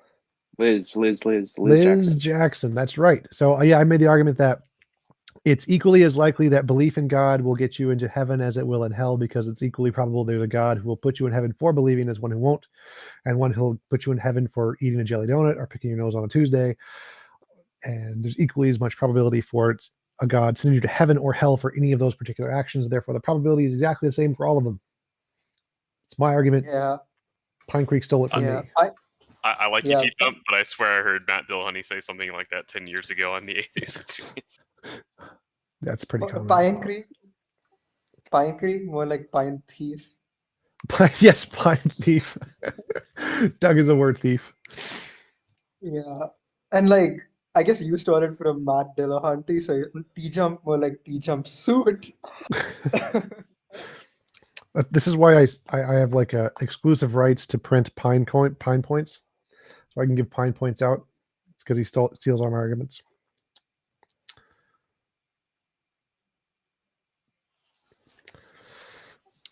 What has been your favorite? What you feel like has been the most productive debate that you've had recently? Well, recently there was 2 this week that went really well. One with Ashley Keaton and one with Randall Grasso. Those are both really productive. This one was pretty interesting. I think he was more long-winded than I would have liked. I wish he could have answered more specifically the questions, because there was a few of them that he didn't really answer. Like when I asked, do our personal experiences map onto a timeless, spaceless, immaterial, necessary being who doesn't change? I definitely wish he would have answered that one, because he kind of moved on to a different topic. I don't think it was intentional though. Yeah, to be fair, he did say in the very beginning that he was not good at debating. And Yep. Part of that comes with being able to say your point fast. Yep.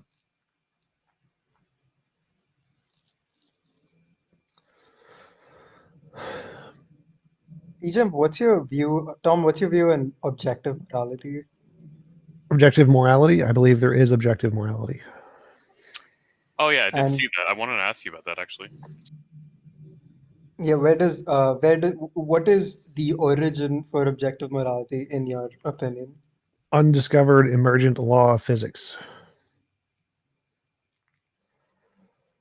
So you believe that there is something in the universe that defines morality, Yes.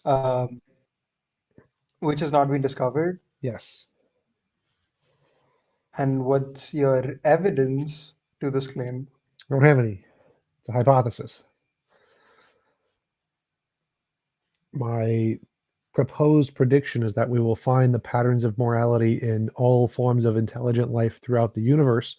And so if we discovered other forms of intelligence and we get artificial intelligence, and they discover the same kinds of moral principles that we believe are correct, that would be evidence that morality is a result of something more fundamental than social stuff. So is the premise of your argument that because humans have shared morality, there must be some force that causes objective morality into being? Sort of moral progress, that humans share morality and it changes in the same ways, in the same patterns in all cultures, and it's other But species as well, other animals, same What patterns, about but I don't, different cultures that have same different like patterns, sets of morality? still have the same yeah, and patterns.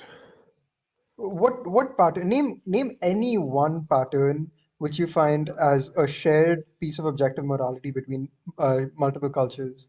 Don't kill, don't steal, don't rape, eliminating slavery, rights of people who are weaker, like poor, homeless. As technology and resources increase in every society, their scope of morality increases in every society. So women's rights in the Middle East are now also being increased, even though their subjective moral framework of their religious belief is directly opposed to women's rights because they are technologically increasing.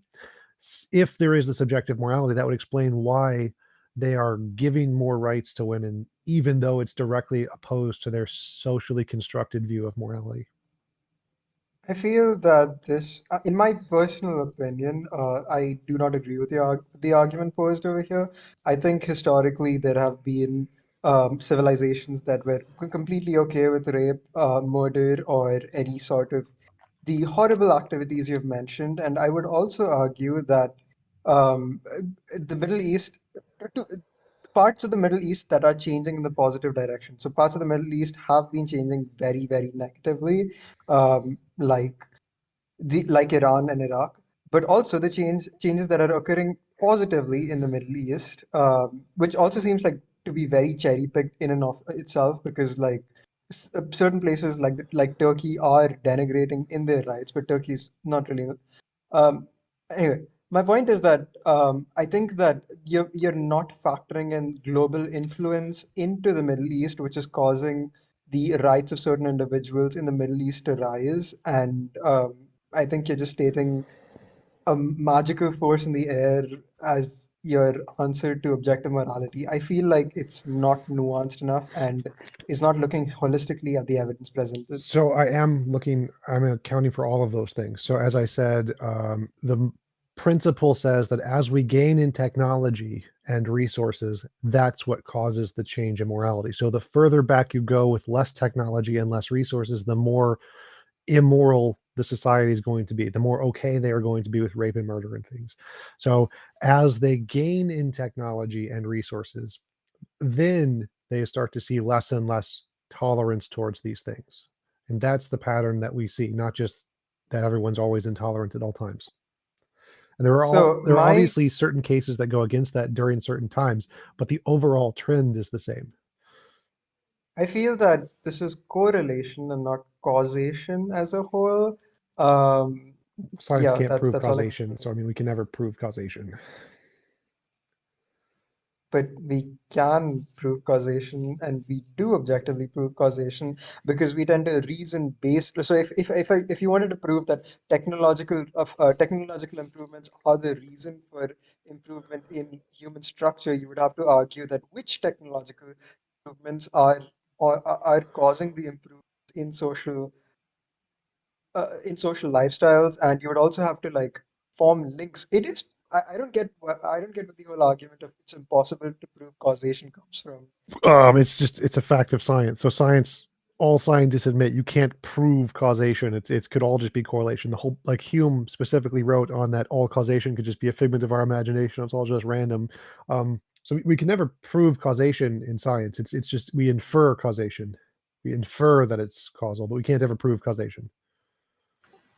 Are you familiar with the Kardashev scale? Yes, I'm familiar with the Kardashian. Unfortunately, yes. Unfortunate. Well, so like as like a civilization of a world would approach, the higher types of civilization that it describes, then the pattern would all kind of eventually each civilization approaching that would achieve the same morality. Is that what you're saying, TJump? What? I was not listening. So I think that yes, once we gain sufficient technology, every society, regardless of where they are in the universe, will all converge on the same morality. Okay. I do agree that like okay, Jeffy, go ahead.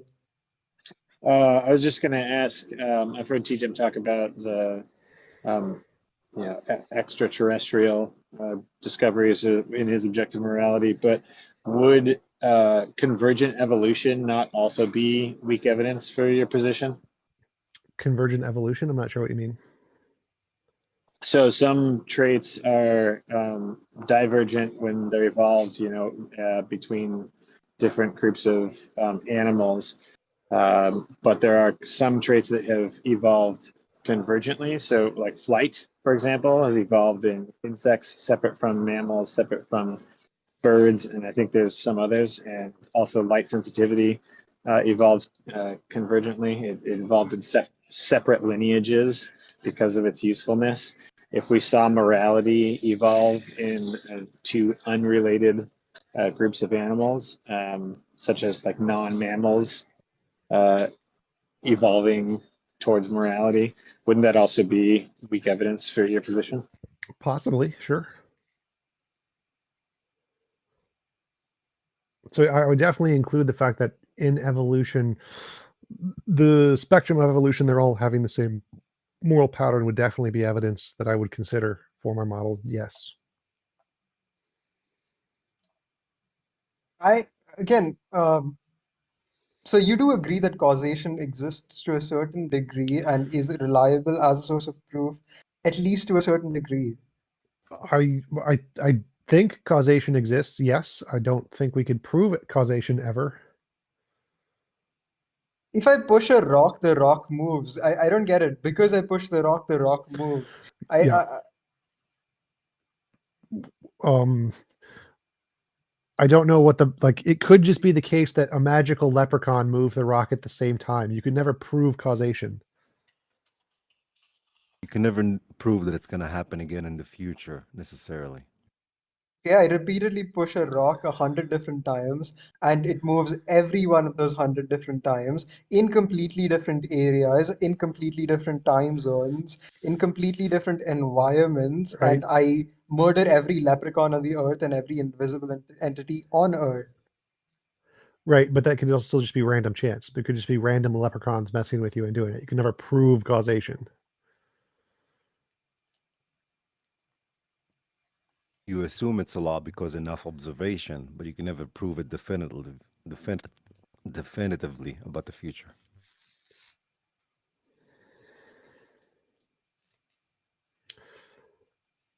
I mean, I feel like now we're going to end up having, I think that this discussion will end up forwarding to a English discussion. Yeah, I will agree with you that it's impossible to prove anything or say anything with 100% confidence. However, I think I would argue that it's on a probabilistic scale. Sure. I can sufficiently argue that causation can be inferred. Right. I agree. So I said that earlier. We infer causation, but we never prove causation. So we infer it's causal. So I am inferring that the cause of this pattern in morality is caused by this undiscovered law of nature.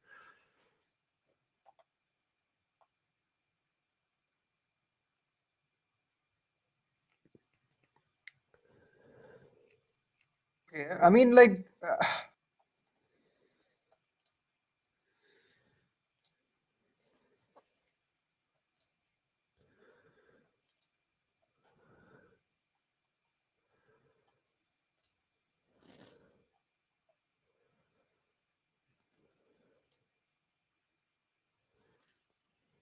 so in your description, so you've used multiple different phrases, and I'm kind of like trying to narrow it down. So right now you use the phrase a law of nature, but earlier you said a invisible force that's present. So do you believe that this is a law of nature or a force that is present? Like, do you believe that? Same thing. So I think that a law is something that describes a force. So like the law of gravity describes a force, which is gravity. I think those are synonymous terms. Yeah.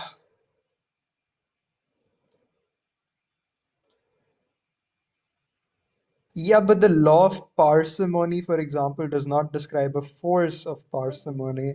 Like laws need, yes, in the example you've presented, the law of gravity or is existent as a force, but not every law necessarily is a force that's present. Well, I'm talking about in physics. So in physics, there are laws that are all forces, pretty much. So when I use law, I mean force. I don't ever mean constructed legal sense.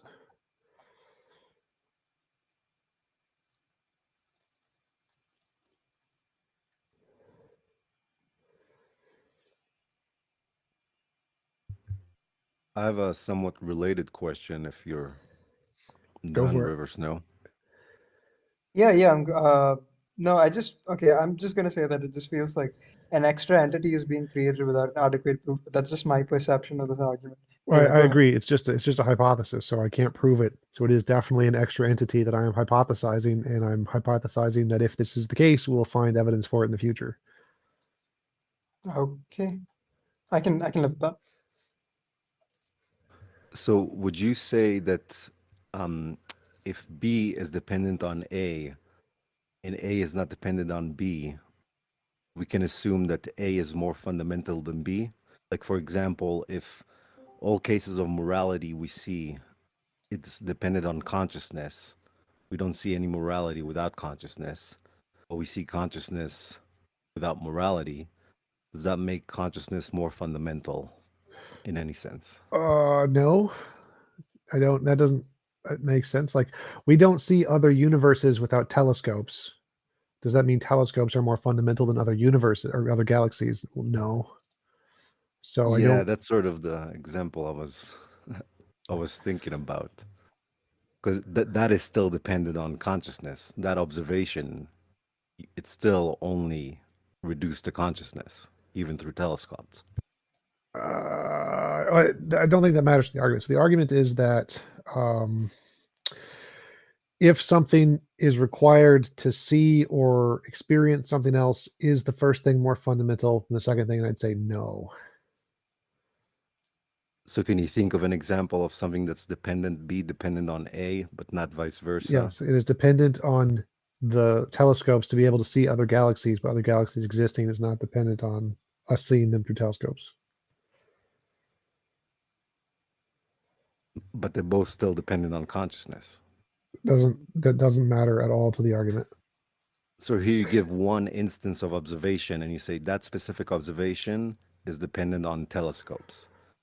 But the argument for consciousness and matter is different because all observation, any observation, It doesn't. That matter doesn't is matter. dependent on Again, so the consciousness. structure of the argument is flawed. The validity is the problem here, not the soundness. So the validity, which says any object X, which can only be interacted with through object Y, proves that object X is more fundamental than Y. That's false. So I can give an example. The object X, which can only be interacted with through telescopes, is other galaxies. We can only see other galaxies through other telescopes. Does that prove that object X is more fundamental than Y, or vice versa? No. The fact that we can only see things through telescopes doesn't prove that telescopes are fundamentally more fundamental than the things we see in them. So the structure of your argument is wrong if that you presuppose that because we only see something as interaction with something else, that they must necessarily be in that order ontologically. It's not the case. Okay.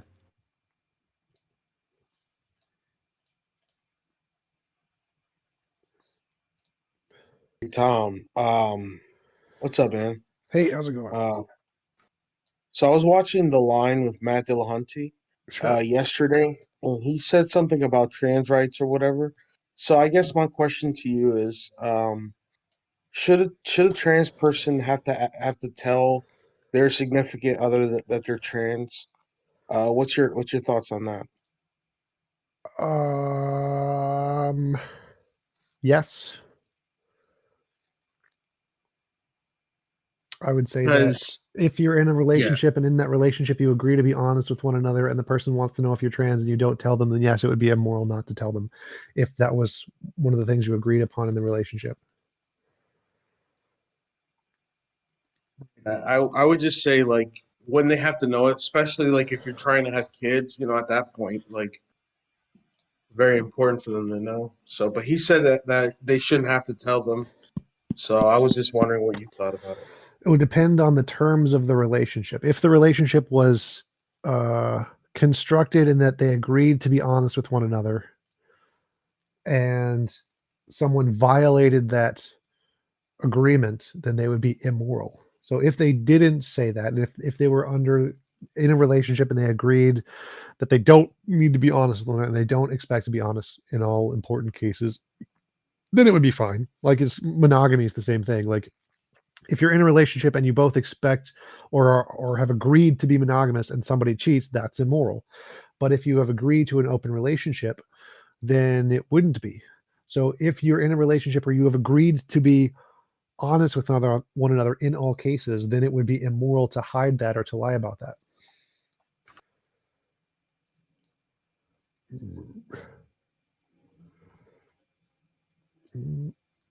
Great stuff. Yep.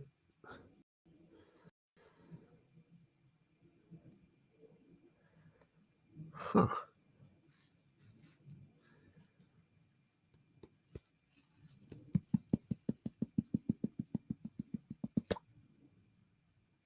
Did somebody call me? I don't know. Okay.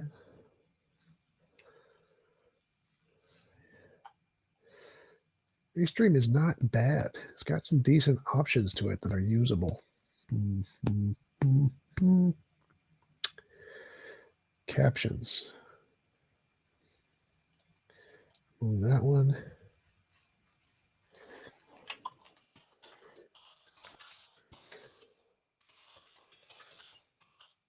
Nope.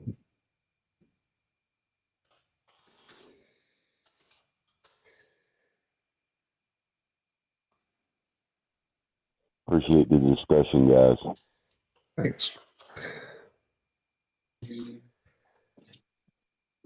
If I watched the same clip that guy was talking about, I think that the Matt Dillahunty question was specifically is the impetus on the trans person to reveal that at the beginning of the relationship, not after anything had been agreed upon, and that's what Matt Dillahunty was saying. No, they don't. That's not like something they need to just reveal on the outset. If they were asked, I think they would have to reveal it. If they were not asked, then no. I've heard Probably like not. the argument come from the point of view where it's like, at what level are they obligated to like disclose? Someone might be upset if like a trans person flirted with them. So is the obligation on the trans person before they even engage, go up to someone and tell them that they're trans? No, definitely not. But In my opinion, the impetus is on the person who has a problem with it to say that they have a problem with it, not on the trans person. But that's just my position. like if they were asked, like if someone asked, "Are you trans?" or whatever, you should probably tell them the truth. And if like the goal is to have an honest relationship, but I don't think you'd be obligated to just if someone started speaking to you, "Oh, by the way, I'm trans." I don't think that would be inherently required.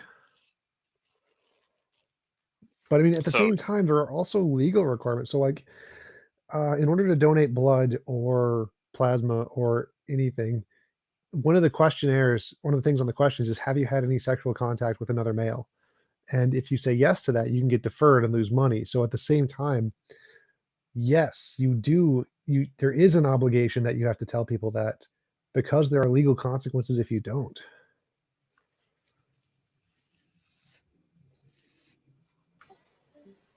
Well, personally, I think you have the right to know. I mean, if you're going to be in a relationship with somebody or even just talk to them, then like, wouldn't it be something that they should tell you right away? Like, hey, by the way, I mean, if you're not really sure if they are trans or not, I mean, if you ask a girl that, they're probably going to be offended by it. So I think it would It'd be only weird, matter like- if you like were trying to be in a physical relationship, like an intimate relationship. Then probably trans people should be obligated to tell their partner. I think it would just be weird if you were like Yeah, maybe weeks or months into a relationship and you didn't know this fact about someone. Sure, a bizarre but scenario. so I mean, there's like levels of relationship, right? Like you don't walk up to someone and say, "Hi, my name is John Doe. Let me give you my full background of everything that you might possibly want to know about me before." I mean, things just come up organically. You don't have to put that into your introduction. I'd say before you have any kind of like reach the level of like a physical, relationship, then yeah, you should probably bring it up by then. But there's not like a, during the handshake. I'm everything that defines me. Right. So I don't think you should have to tell them again unless you're trying to get into an intimate relationship. Like if you're just being friends, then no one cares. It's not really a big deal at that point. You're trying to get into bed with them, probably they should tell you that. Odin Thorson, thank you for the super chat, $5. What did you think of Kenneth reframing your hoof print in the snow hypothetical into a bunch of eyewitnesses of unicorns. I think that's fine. I think like adding that in is a fair analogy, a fair thing to bring into the analogy, because there's lots of people who think they've seen God. So if there's a lot of people who think they've seen unicorns, then that would be a fine thing to add to the analogy. I still don't think it would be reasonable to believe it was unicorns, though. But I think it's rational for him to add that in. Jacob McKenzie, thank you for the super chat. If we claim to have fellowship with the chair and yet walk in darkness, we lie and don't live the truth. Give Tom all your money. Timothy 1, 2, and 3. I love it. We need to like make these into an actual document that we can sell.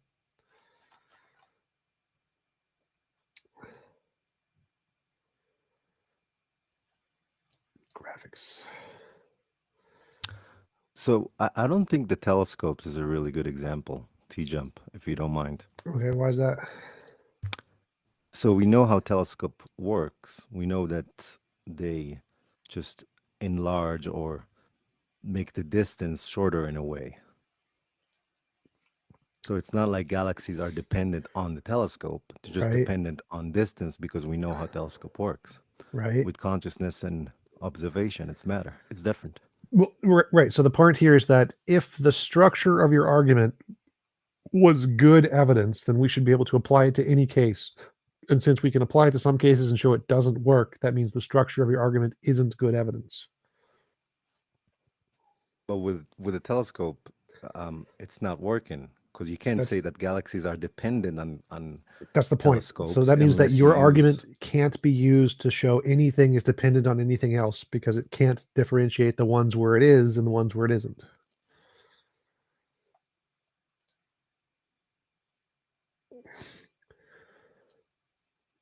I might have to think about that. Can you say that again in a different way?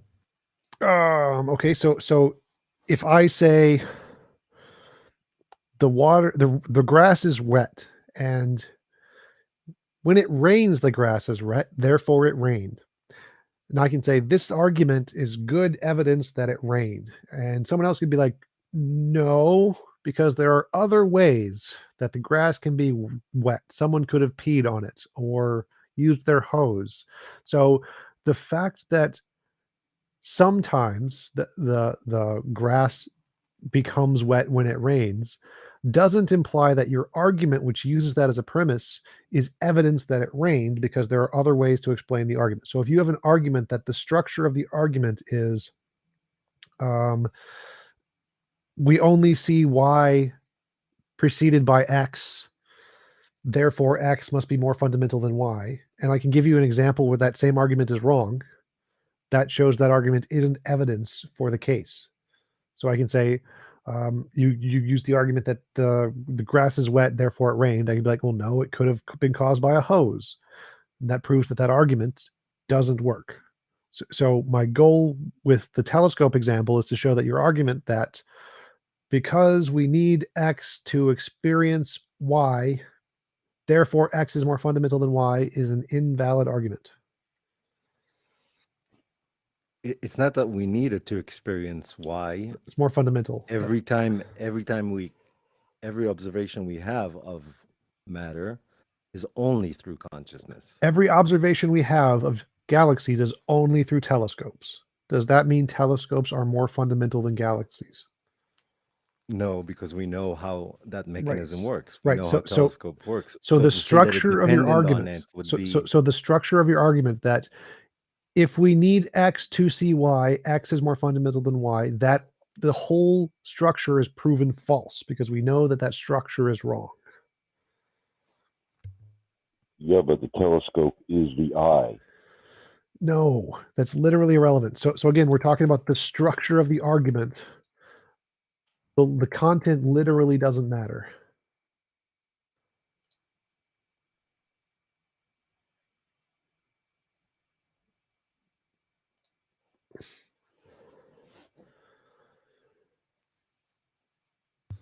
Yeah, I don't know. It just seems very different to me. Like saying, giving the telescope example. Sorry? So, Itai, It's the point is that if the argument were any good because of the way it was stated, then it would mean that you should accept that the telescope is more fundamental because you can put it in the exact same format. You know that that's not true. And since there are cases where you know it's not true, you can know that the format of the statement doesn't mean that what you're saying is evidenced at all. That's all he's saying. Yeah, I understand that. That I just think that in the telescope example, we clearly know that its galaxies are It's not dependent. arbitrary. It doesn't matter. That's So the can you think reason of an you don't example accept it. that would match it? No, it Like doesn't. It does where we match it. don't know, where we know It that it's does dependent? match it. Okay. It's just the format. That's Saying all he's saying. Yeah, maybe I'm missing something very obvious here. Sorry. That's okay. Yeah. The entire point is, if it worked that way, if it was the case that simply because we needed one thing in order to view another thing, right? That the one thing we needed prior was more fundamental. If that was the case, then it would work. But we can think of at least one example where it isn't the case, and probably many more. So that means that it is not evidence that in anything that fits in this format means that something is more fundamental than the other thing. Yeah, I see. It's because you understand more about it that you reject it. But aren't part of the consideration of, say, galaxies in the universe what they actually are relevant to the telescope? Meaning, you even if they're there, you wouldn't know what they were without the telescope. That's the fact of how it works, but the problem with the argument is the structure of the argument. The nouns literally don't matter. So if it's saying to interact with X, you need Y. Y is more fundamental than X. Now, if anything you put in for X and Y, if there's any case where it's false, then the argument, the structure of that argument is proven false. So I need to give just any example that doesn't work. False. It would be true. So if the argument is you need X to see Y. Not be aware of something without consciousness. That consciousness doesn't matter. Get rid of consciousness. X and Y. If I can give any example of X not needing Y, the whole argument fails for every single case, including consciousness. But you can't Y without the X. That's the point. Right. So we can't see other galaxies without telescopes. Does that make it reasonable to say that other telescopes are more fundamental than other galaxies? No. But but that's post hoc arguing at that point. No. Without the telescope, you aren't even aware that galaxies are there. Right. They may well not be. You view them. I mean, theoretically. So you're confusing epistemology and ontology. The question is does the fact we need one thing to see the other thing mean that the one thing is ontologically more fundamental in reality? No. The fact that we epistemically need the first thing to see the second thing doesn't mean the first thing is more fundamental in reality. Like I need my consciousness to see rocks, but rocks existed way before I did. Rocks are more fundamental than my consciousness is. How do you know that? That's the point.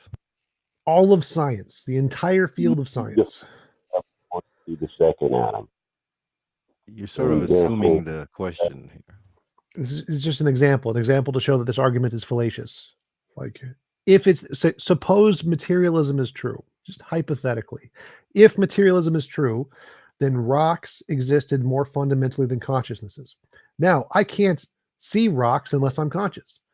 That means that the fact that I see it and I need to see it through consciousness isn't evidence that rocks are more fundamental, because it's just false. So the fact that we if we assume materialism is true, we know for a fact that argument fails. 100%. That argument completely fails, and there's no logical problem with this. There's no like contradiction in the universe with materialism being true and consciousness being required to experience the material stuff. That's perfectly rational. So the fact that you need consciousness to experience stuff is not evidence that the consciousness is more fundamental than the stuff you are experiencing.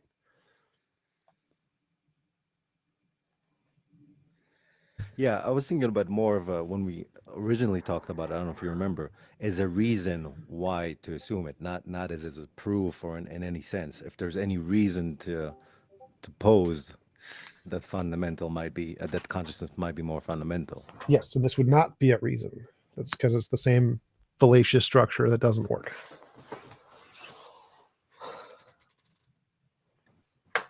It's affirming the consequent fallacy.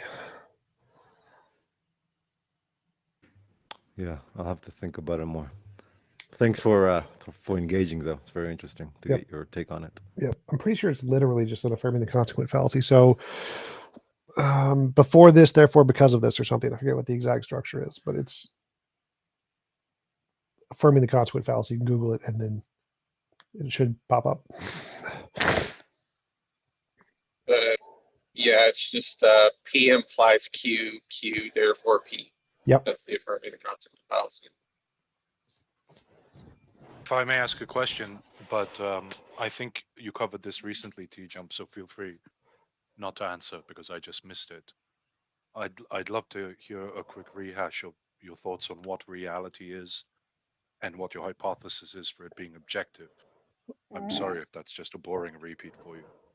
What reality is? I think it's morality. Morality. Yeah, I think morality is a higher order emergent law of nature. So like space-time is an emergent law of nature, field of some kind. I think that morality is a similar field of nature, just like gravity. It affects our brains. So you're actually positing it to be a field in the scientific physics sense. Yep. So it would come with perhaps some force carrier, a boson, a fermion. There would be associated particles with this reality. Yep. And it would cover energy. And in that case, are you talking about something that is completely separate and completely unrelated to our psychological, sociological verbiage understandings of morality? No, I'm saying it's the precursors that causes all of those things. So are we somehow perhaps interacting with that field in our brains or something in order to come to moral conclusions? Yes, sort of. More like our brains interacted with that field as they evolved, which led to our moral conclusions. So it's can not you like, give me an example? Yep, sorry, go ahead. it wouldn't be like when you think about murder, your brain is interacting with the field. It's more like the field guides how brains evolve, which leads to these conclusions.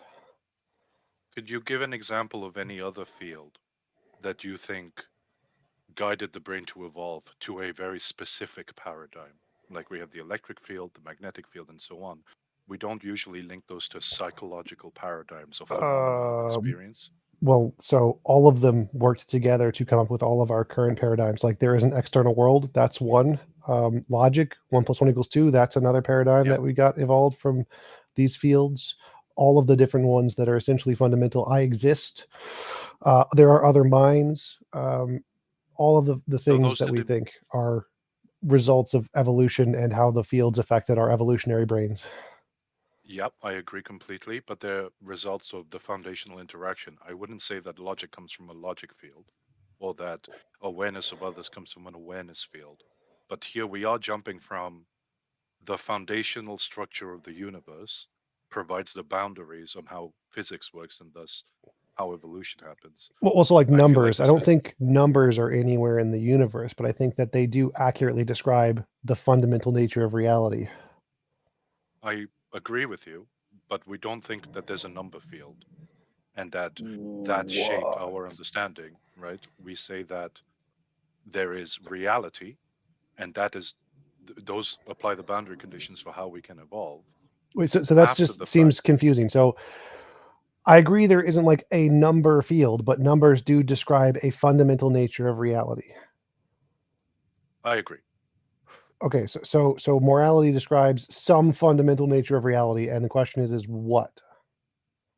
I don't agree, but I am willing to hypothesize that morality represents some fundamental nature of reality. Let's say we agree on that. Right. If So I don't need to jump from numbers, which are descriptive, to having a field, why do I jump from morality, which is descriptive, to having a field? because it would, if it's consistent across all different species, that would be evidence that it was caused by something more fundamental than social constructs. So do you think that numbers are consistent across species? Yes, But you still don't think that that requires a number field? it does. It requires reality to have a particular nature to it. It does require a thing in reality to cause this. I agree with you, but does it require They're it to different. be They're a different field? things. So the thing in reality, a particular one, doesn't matter here. There is a thing in reality which causes this phenomenon. Yes. I think the thing in morality is a field. Not numbers aren't things. Numbers describe the way nature is. Okay. Why is it? Why? What leads you to the conclusion that it's a field? It's just a hypothesis. So it's not a So you conclusion. know It's a it's something. hypothesis. Yes. Why does it lead you to hypothesize that it's a field as opposed to anything else? For instance, the interconnectedness of reality, the interconnectedness of fields that give rise to things like numbers. Because the interconnectedness of the fields we know about wouldn't explain why morality would be the same across all species. So if it wouldn't explain that, we need something that would. So we need some phenomenon that would explain why this is the same in all species. And that would be a different thing.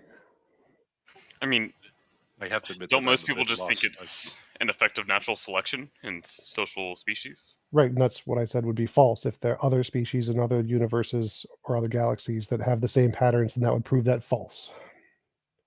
Or it would show that there's another mechanism. How would that right? prove That that they may be false? that there might be a convergent evolution. There's still many answers. No, to so like AIs, no evolution. Same things, can't be evolution. Cannot be anything related to evolution because it's not evolutionary. Problem solved.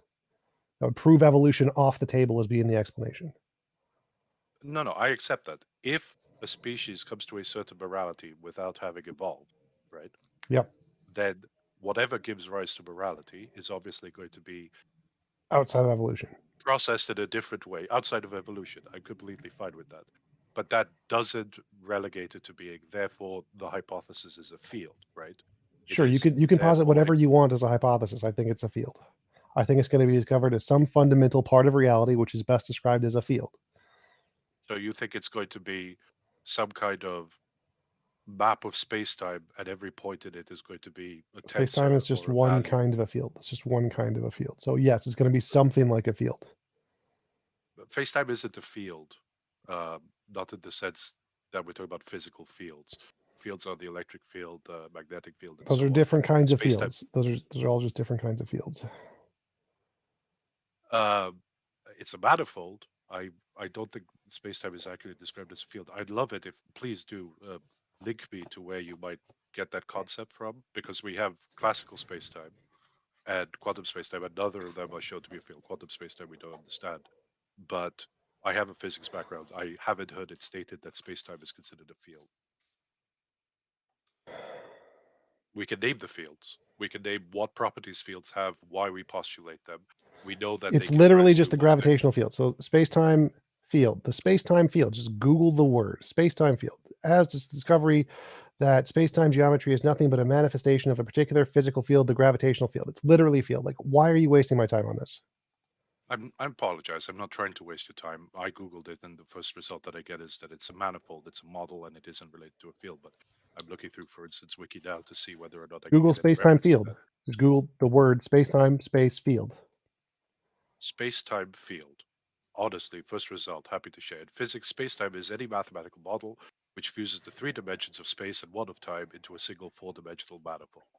Okay, I just Googled it. Space-time field as the discovery that space-time geometry is nothing but a manifestation of a particular physical field, the gravitational field. If you want to go into particular language gibberish, I don't care. There's your answer. ScienceDirect.com. Problem solved. ScienceDirect.com. Would you mind? Only if you wouldn't mind, because I can't seem to.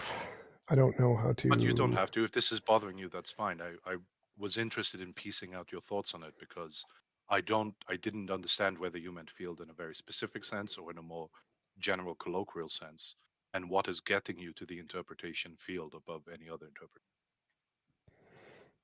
Field is just another word for some fundamental part of reality. So what do we currently know are the most fundamental parts of reality? Fields. I wouldn't personally, you see, I wouldn't agree with that. Field is one type of fundamental part of reality. You can't they aren't synonymous, fundamental part of reality and field. And fields have very specific properties. Fields aren't things that can just be That's literally associated what I with just you. said. So yes, they are one of the kinds of things that are the most fundamental part of reality. I don't really know what the other ones are. Energy. Okay, so that's fine. I'm honestly not trying to argue. So you feel that it's fundamental. The big category that you could pick there is field. You've picked that category in order to put it into something fundamental to be talked about. Sure. If there are other And kinds of that's fine. fundamental things, those would also be categories that we would be potential explorations. Sure. I understand. Okay. And your reason for thinking that it's fundamental is that if we see morality If we popping up see in the different same parts of pattern universally, then it's some pattern universally. yes, I agree. And the reason that it's a pattern universally has to be directly tied to the fundamental. It can't be an emergent property where the fundamental coalesces together, results in certain processes, results in certain patterns, and then those patterns emerge to have something consistent across the universe. You think that consistency can't come from any emergence. It has to come from That would be the same thing. So an emergent field would be the same thing. Either one are possible. There's no difference there. well, I would postulate that it could be that the fundamentals come together so that at a certain granularity, at a certain point in, for Well, instance, time. obviously that's the case. Even if there is a moral field, it can do nothing without all of the other fields producing brains. So obviously that would still be true, even if I was right. You're saying, yeah. So you're saying, for instance, that you would accept the concept that, for instance, let's take Big Bang cosmology. Big Bang happened, and at a certain point, this, for want of a better word, field coalesced. Sure. And gave rise to other things. Sure. Okay. So the reason I wanted to ask this actually goes to the conversation previously about the telescope analogy. I promise you, I'm not trying to annoy you. What do you mean by fundamental?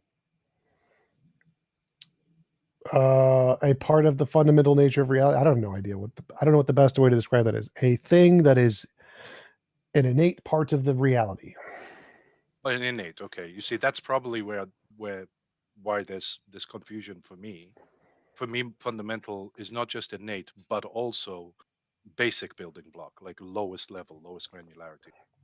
So either one of those is fine for me. Like when I say space-time is emergent as a field, I'd still call space-time a fundamental field. So there's some variability there, and it really makes no difference to my argument as long as it's close enough to the fundamental level. Doesn't need to be the most fundamental thing. I think it's fine to say it is, but even if it's like the field itself is emergent from other fields or whatever, I'm fine with that too. It makes no difference to my argument. Okay, interesting. Okay, I'll have a think about it. Thank you for answering. Yep. Jin is a void puppet, confirmed.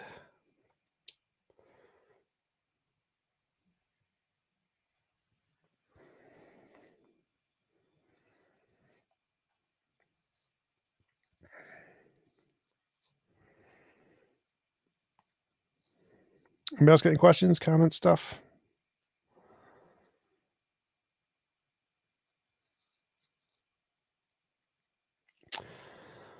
All right, I'm gonna head off, get some more food. Thanks for joining the after show, guys. Thanks for showing up to the Discord, and like, comment, subscribe, stuff, YouTuber stuff, give me money stuff. Peace out. See you later.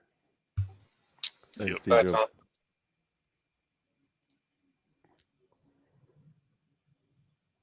I don't know how to end the stream on this. Where's the